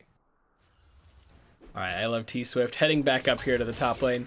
He's looking pretty good. He's got the Tiamat and the Triforce. He's up in CS and he has 2 kills, and he's gonna try to go on to Spiderhawk. He dodges away from the Rupture. He ults. He's hitting down damage, but Spiderhawk runs towards the river and he knows that there's enemies coming. So I love T-Swift has to back away. He can't all in the Cho'Gath. His team is being too attentive. That's how fun and Wersock and A are here though to prevent a dive. Actually, I love T-Swift is around on the backside here. I think Bingo Squad just doesn't know exactly how many members of Return of the Middle Sticks there are, so they don't really want to force a fight without knowing that for sure, and risk putting themselves further behind. It was a good heads-up play by I love T-Swift to recognize that some people are roaming up during that fight. I'm sure he would have loved to just get that solo kill I know. on the Cho'Gath, but good on him to back off and not get another kill over. All right, so good decision on his part. Not a lot ends up coming out of that though. The team's kind of skirting around each other as they fight for vision on the top side of the map. Varus is up here with Spiderhawk actually, about to be joined by Prototype, who's been running through the jungle clearing wards. He's gonna get caught into the tower. He's gonna go down. No, he's not. He's gonna survive. And they're actually gonna get the kill. The last turret shot just not enough to catch Prototype. And though he was almost about to kill Prototype, Otso and Spiderhawk lock him up and deal a ton of damage. And they take him down. I love T-Swift goes down there. Prototype's still alive. And they're gonna be moving on to the next turret. We see Let's Have Fun coming around to try to defend this. Meanwhile, bot lane, we saw it just for a brief moment. Hulk did burn the flash of Cho'Gath for the gank. Yeah, Lux able to just flash away, save herself from dying there. I question T-Swift going in there. I know he's trying to get that kill and save the tower, but 3v1 is not going to be very good for him. No. If he didn't have the flash, he'd probably trade 1-for-1 there, but the tower's still going to go down. And they're actually going to find a pick onto Hulk, maybe. Woof! And they do. You were talking, and that wasn't like, that did not look like it needed play-by-play. So I was just like, yeah, you do your thing. that is very obviously a kill. But yeah, they pick up the kill onto Hulk there. That's really what they need right now. Wing Nation trying to duel against I love T-Swift. I don't know if that's the best idea, and it doesn't look like he thinks so either. He's trying to, oh, wait a minute. Oh, Wing Nation almost gets it. He almost turned that around. I doubted him. Auto just does enough. Exactly. That last one. Enhanced auto comes in clutch. Whew. That was closer than I expected it to be, though. I won't lie. Yeah, this Jax is getting pretty hard to deal with. We see not really anyone can match him. You can't have Spiderhawk go match him. You can't have Wing Nation go match him. So it's getting pretty rough for them to try to match him in the side lane. But we'll see. I think that Return of the Middle Six right now needs to just keep forcing team fights and maybe just put Spiderhawk in the side lane under tower so that he can at least wave clear against I love T-Swift. Because the rest of the team for Return of the Middle Sticks is much stronger than their counterparts. Oh yeah, no, for sure. Whew. All right. Karasuda starting to deal a little bit of damage. Has an IE, completed boots, and a Zeal, right? You need that AD, and you need a little bit of attack speed to go with it on Jinx to at least get off the ground. Wow, this Infernal Drake going down super fast. Otso is rooted here. Whoa, wait a minute. Otso might be in trouble. Otso has to flash away. He does go down. He gets killed by AoE damage from T-Swift, who's trying to kite back. He's going to go down to Hulk. Big knock up onto 2 there. Cho'Gath coming around the side. Hulk goes down to Wersock and A. Now they're melting down Spiderhawk, who's trying to get the kill into Karasuda, and he can't get it. Wing Nation comes in, though. He's cleaning up. He picks up 1. He picks up 2. Is he gonna pick up 3s? He's trying to get Warsock and A. He does. He gets the triple kill. But Trograph has been untouched this entire fight, completely ignored. He's gonna be ulting to try to get the Prototype. He runs back in. He's gonna see right through that. Triple kill. Triple kill going over to both mid laners of this game. And that's the second time we've seen 9 people go down in a 5v5, I believe, in this series. And actually, Jinx ends up stealing the Drake there with her ultimate. Yes, so sorry, I was caught up in the fight, but nice call. It's nice pick. Huge there, especially since they're looking to scale. This is really important for the side of Bingo Squad. So good steal on their part there. And as we talked about, this is not what you want as Return to the Middle Sticks. Letting Bingo Squad any breathing room in this game with the scaling comp is pretty dangerous. So just finding the fight that Bingo Squad needed to get back in this game and buy themselves more time to scale up. Whew. All right, so state of affairs. Looks like we've got a 3k gold lead for Return of the Middle Six. A 1 dragon lead, though that dragon is an Ocean Drake, and they are up 2 towers and 3 kills. Yeah, and Baron up now. Both teams looking to play around that, clearing vision around. I'm kind of surprised that Jax, both top laners aren't in bot side here with TP's up and Baron up. Yeah, they're not even risking it. They're just gonna be here. Wait, Hulk is going for the blue buff. There's people in that bush. He gets rooted, but he goes on to Let's Have Fun. Let's Have Fun eats the damage with the black shield. Hulk trying to get the kill. He is gonna get the kill. It's a 1-for-1. The jungler for the support, but that's not what you want. Varus ult goes wide. Wing Nation goes down without killing anybody. Spiderhawk is here, also putting down damage. Ults. Warsock and A goes down. A lot of damage onto Otso. Light T-Swift is gonna get the kill there. Karasuda throwing down as much DPS as he can without getting in danger. Jump, double kill from I Love T-Swift. Things not looking good for Return of the Middle Six all of a sudden. Slow. Here comes the counter strike, the stun. Holy crap. A crit from Karasuda and an enhanced auto from I Love T-Swift. And Prototype gets demolished. Whew. That did not go well for Return of the Middle Sticks. Hulk, just honestly, that was bad positioning on Hulk's part. He was way too deep without vision there, and he went down for it. He did go for 1-for-1, but only with the support. Then Wing Nation follows Hulk in, gets in a big cluster of people, and he goes down almost 1v3 as well. Varus, Otso trying to come in to assist with the ultimate, but the ultimate goes wide and doesn't root anybody, which it's so good in those jungle corridors, and it just got wasted away there. Things just not going in favor of Return of the Middle Six in that fight. Yeah, Return of the Middle Sticks lucky that they didn't just go straight to the Baron there. Yeah. No wave in the mid. They were able to get that tower, but it was pretty late. And Ryze, Jax, and Jinx are who you want up with no one up for their side. I know. We've seen this twice now this game. They taken that Baron for free, but that's the second time Bingo Squad has done that actually this series, if we're not mistaken, right? Like they got that pick earlier in the first game, and then they like ran like to a tower. Just some missed opportunities. Ooh, that binding gonna save Warsock and A from getting CC'd there. Yeah, so missed Baron opportunities. Is really dwindled here for Return of the Middle Six. Only 1,000 gold up. Nobody is going to be able to deal with this Jax now with the Spear of Sojin up, which just makes him so difficult to deal with. I mean, I gotta say, I thought Return of the Middle Six had this game earlier, but when they were, you know, knocking on an inhibitor at 15 minutes.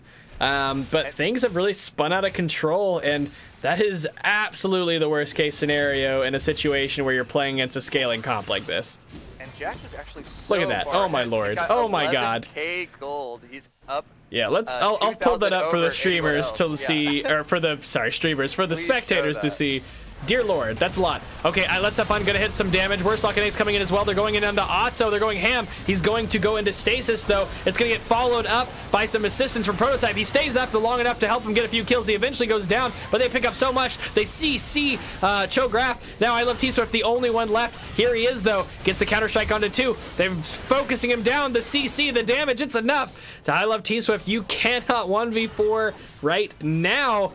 Goodness gracious, they do lose Otso, but he stays alive for so long thanks to support from Prototype and to his own stasis, and he's able to put down a little bit of damage, and his team's able to clean up around him, and they're not going to let a Baron opportunity go to waste, like Bingo Squad 2 has done twice this series, and they're going straight for the Baron. I was literally saying, like, just in the process of saying, like, oh man, I really thought Return of the Middle Six was gonna win, but now things are turning around, I'm not so sure. And then they just explode, and they just blow that fight open, and they pick up a Baron. The Baron is onto all 5 members. Also did respawn to pick up the buff, and they all get a crap ton of gold from that. We really see how far behind the rest of the team is without this Jax there. Return of the Middle Sticks. Look at that, 3K gold lead for Prototype over Let's Have Fun, by the way. Right, and he's so important to their team. So if they're there, if he's not there, they cannot fight. He could have elected to TP into that fight there, but decided not to. He comes in late, gives over shutdown gold, which is a pretty bad decision on him part. And we see how big that Baron misplay for the side of Bingo Squad was, because it gives over Baron now to Return of the Middle Six after they find a good team fight. Yeah, and that's why I even mentioned it. Like, they're not, right after it happened, I was like, Bingo Squad 2's like, they might not get Barons when the opportunity arises, but Return of the Middle Six is all over it. And like you said, you know, like they missed the opportunity to get it, and now the other team has it. Yeah, and Jax can't split push now, so Return of the Middle Six really doesn't have to worry about that in the back of their heads, trying to push a couple lanes and get these towers down with the Baron push. All right, they're trying to get some vision here. They've got a wave here in the mid lane. It's Baron buff. They're starting. This turret's at about half. Let's Have Fun. Gonna throw down a binding Spiderhawk. Not too concerned. Getting a bit of CC onto Cho'Gath there, sneaking in some damage. He's a pretty hardy boy, though. He did go for that, what do you call it, Abyssal Mask? Yes, Abyssal Mask. He went for Abyssal Mask Seraph, so he's a little tanky. Getting solid magic damage. They're going to start trying to chain CC onto Spiderhawk. Look at them, one CC after another. So much. They actually almost kill Spiderhawk. I know directed camera kind of didn't show his health bar, but you can see it over there on the right side of the screen. He does have the Warthog, so he's going to be able to heal back up. Yeah, as you can see, boop, like you see plus 116 popping up regular. He needs to let himself heal, though. Back up, boy. You don't need, those ruptures aren't doing any damage. Yeah, Return of the Middle Six wave timings here are really bad. It's allowing Bingo Squad to just jump between bot and mid lane. They are slowly whittling down this tower with the cannon waves. Oh yeah, that cannon minion. Not much out of this as they changes targets there. Turret's very low. The next wave might be the one they need to finish this tower off. They do have Diana split pushing in the bot lane, keeping Baron minions, or keeping Baron buff on those minions. And Baron's almost over 3/4 gone. All right, and it looks like they're going for the turret finally. Hulk running in. They get the turret. They're backing up. Hulk might be in trouble. He is going to go down to Cataclysm, and I love T-Swift. I love T-Swift going very low. Flashes in. Tries to hit. Counter-Strike doesn't hit anybody. Cho'Gath picks up Otso. Meanwhile, Wing Nation goes deep onto the enemy AD carry, and going to pick him up. Spiderhawk, Wing Nation, and Prototype, the only 3 remaining. They lose 2 for 1. Things not looking great for them right now. They're going to land some CC onto Worslock and A there. He's gonna kite away with the help of his team. Spiderhawk gonna finish off I Love T-Swift. Now 3-3, Worslock and A incredibly low. He needs to go back to the base. He can't stick around to help defend. And Let's Have Fun very behind right now. And that fight is gonna actually allow them to get the inhibitor for themselves, and they might just go, I thought they'd maybe go Dragon, but it looks like they're just gonna take the reset and look to try to close this game out. Yeah, they're going to be out of Baron buff now, but they do have the inhibitor taken. They do have a pretty substantial gold lead. Well, it's good. It's a good gold lead. As the game gets later, the gold lead isn't as impressive, you know, like everybody's builds have started to come online. They can all kind of do what they want to do. But it is still helpful, you know, it's just that much more damage when you have that gold lead. I actually really like the Zhonya's pickup from Otso here. Making sure that he can't get jumped on by this Jax and just instantly die, or even the J4 ultimate. With people just trying to dive on top of him. I don't know if he picked that up earlier, but I like this pickup from him. All right, gonna eat that dragon, gets him in yet another stack. Things are looking good for Return of the Middle Sticks at the moment. I kind of thought they were gonna like throw the game away there, but they were able to pull it back once again. Once the game went even there, I was very concerned considering they were up against that scaling comp, but they were able to rally, and here they are with an inhib taken, a 5k gold lead, and their Diana's bringing the minion wave in down the bot side. So they've got vision here around the jungle. Binding gonna land onto, they're not gonna go for him though, onto Prototype. Karisuda gonna throw out that ultimate. However, they didn't go for the all-in onto Prototype there, so not gonna accomplish much. Minions are getting nuked away. They're gonna have to try to make a fight happen if they want to make this tower. Uh-oh. Wait, Hulk going in! He blows up Let's Have Fun with the help of Lux. He goes into Broken Stopwatch. He's trying to wait for his team. He is going to be able to get the double kill. He flashes away. He gets healing. Wing Nation is here on the backside. Going to pick up Cho'Gath. Where's Luck and A now? Stuck in his own Cataclysm. Going to get CC'd and melted by Spiderhawk and the rest of them. That's the ace. That's the game. That's the series. Yep, that's it. That's over. Spiderhawk going to walk up here, tank the tower. His team is here. Here are Super Minions. That's going to be the game. So GG Bingo Squad 2, Return of the Middle Sticks is going to be taking home the win today.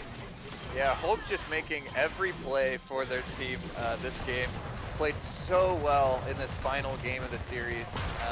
Able to do enough to get his lane's advantages and played really, really well overall. A little bit scared in the mid game there. Bingo Squad found a couple of fights to help delay the game and try to hit that scaling mark, but just wasn't quite enough time for them to get it completely online. So GG to Return of the Middle Sticks. Yes, GG to both teams. Congratulations, Return of the Middle Sticks. You guys will continue on in the Get Wrecked Summer Splash. We will, I'm actually blanking a little bit on the schedule. I'm not sure if we'll see you next week. I think we will. I think we will see you guys next week. So good luck in your match next week. We will be excited to see you guys there. Let's see if you guys can make your way back out of the losers bracket after that lost match earlier this tournament, and make your way to the finals. Thanks for participating, Bingo Squad 2. We hope it was fun. We've got another match coming up at about 6 p.m. between the Tortellini Ordnance and the Special Characters. This is also an elimination match, so I believe the winner of that match will be playing Return of the Middle Sticks next week to see who is the winner of the losers bracket, right? Who's moving on. So yeah, be excited for that. I think I'll be shoutcasting the next series with Joseph. I guess he's also known as Hamana or Ender or whatever you know him as. I think he'll be popping in for the next series. But I've been Jack. Jack Loves Lamp Counts, and this has been Lane, Liposuction Lane, that is. Yep. Thanks for having me. I had a great time casting today, and yeah, it was a lot of fun. Match to watch for sure. Yeah, hey, in the team that's from your org won, so nice. No caster yeah, curse here. About that, no caster curse no here. No caster bias. Congratulations to Return of the Middle Sticks Light, aka Return of the Middle Sticks Platinum flavor. All right, so that's gonna be it for this. We'll see you guys in about 30 minutes for the next series. Thanks for watching, and we hope to see you in a little while.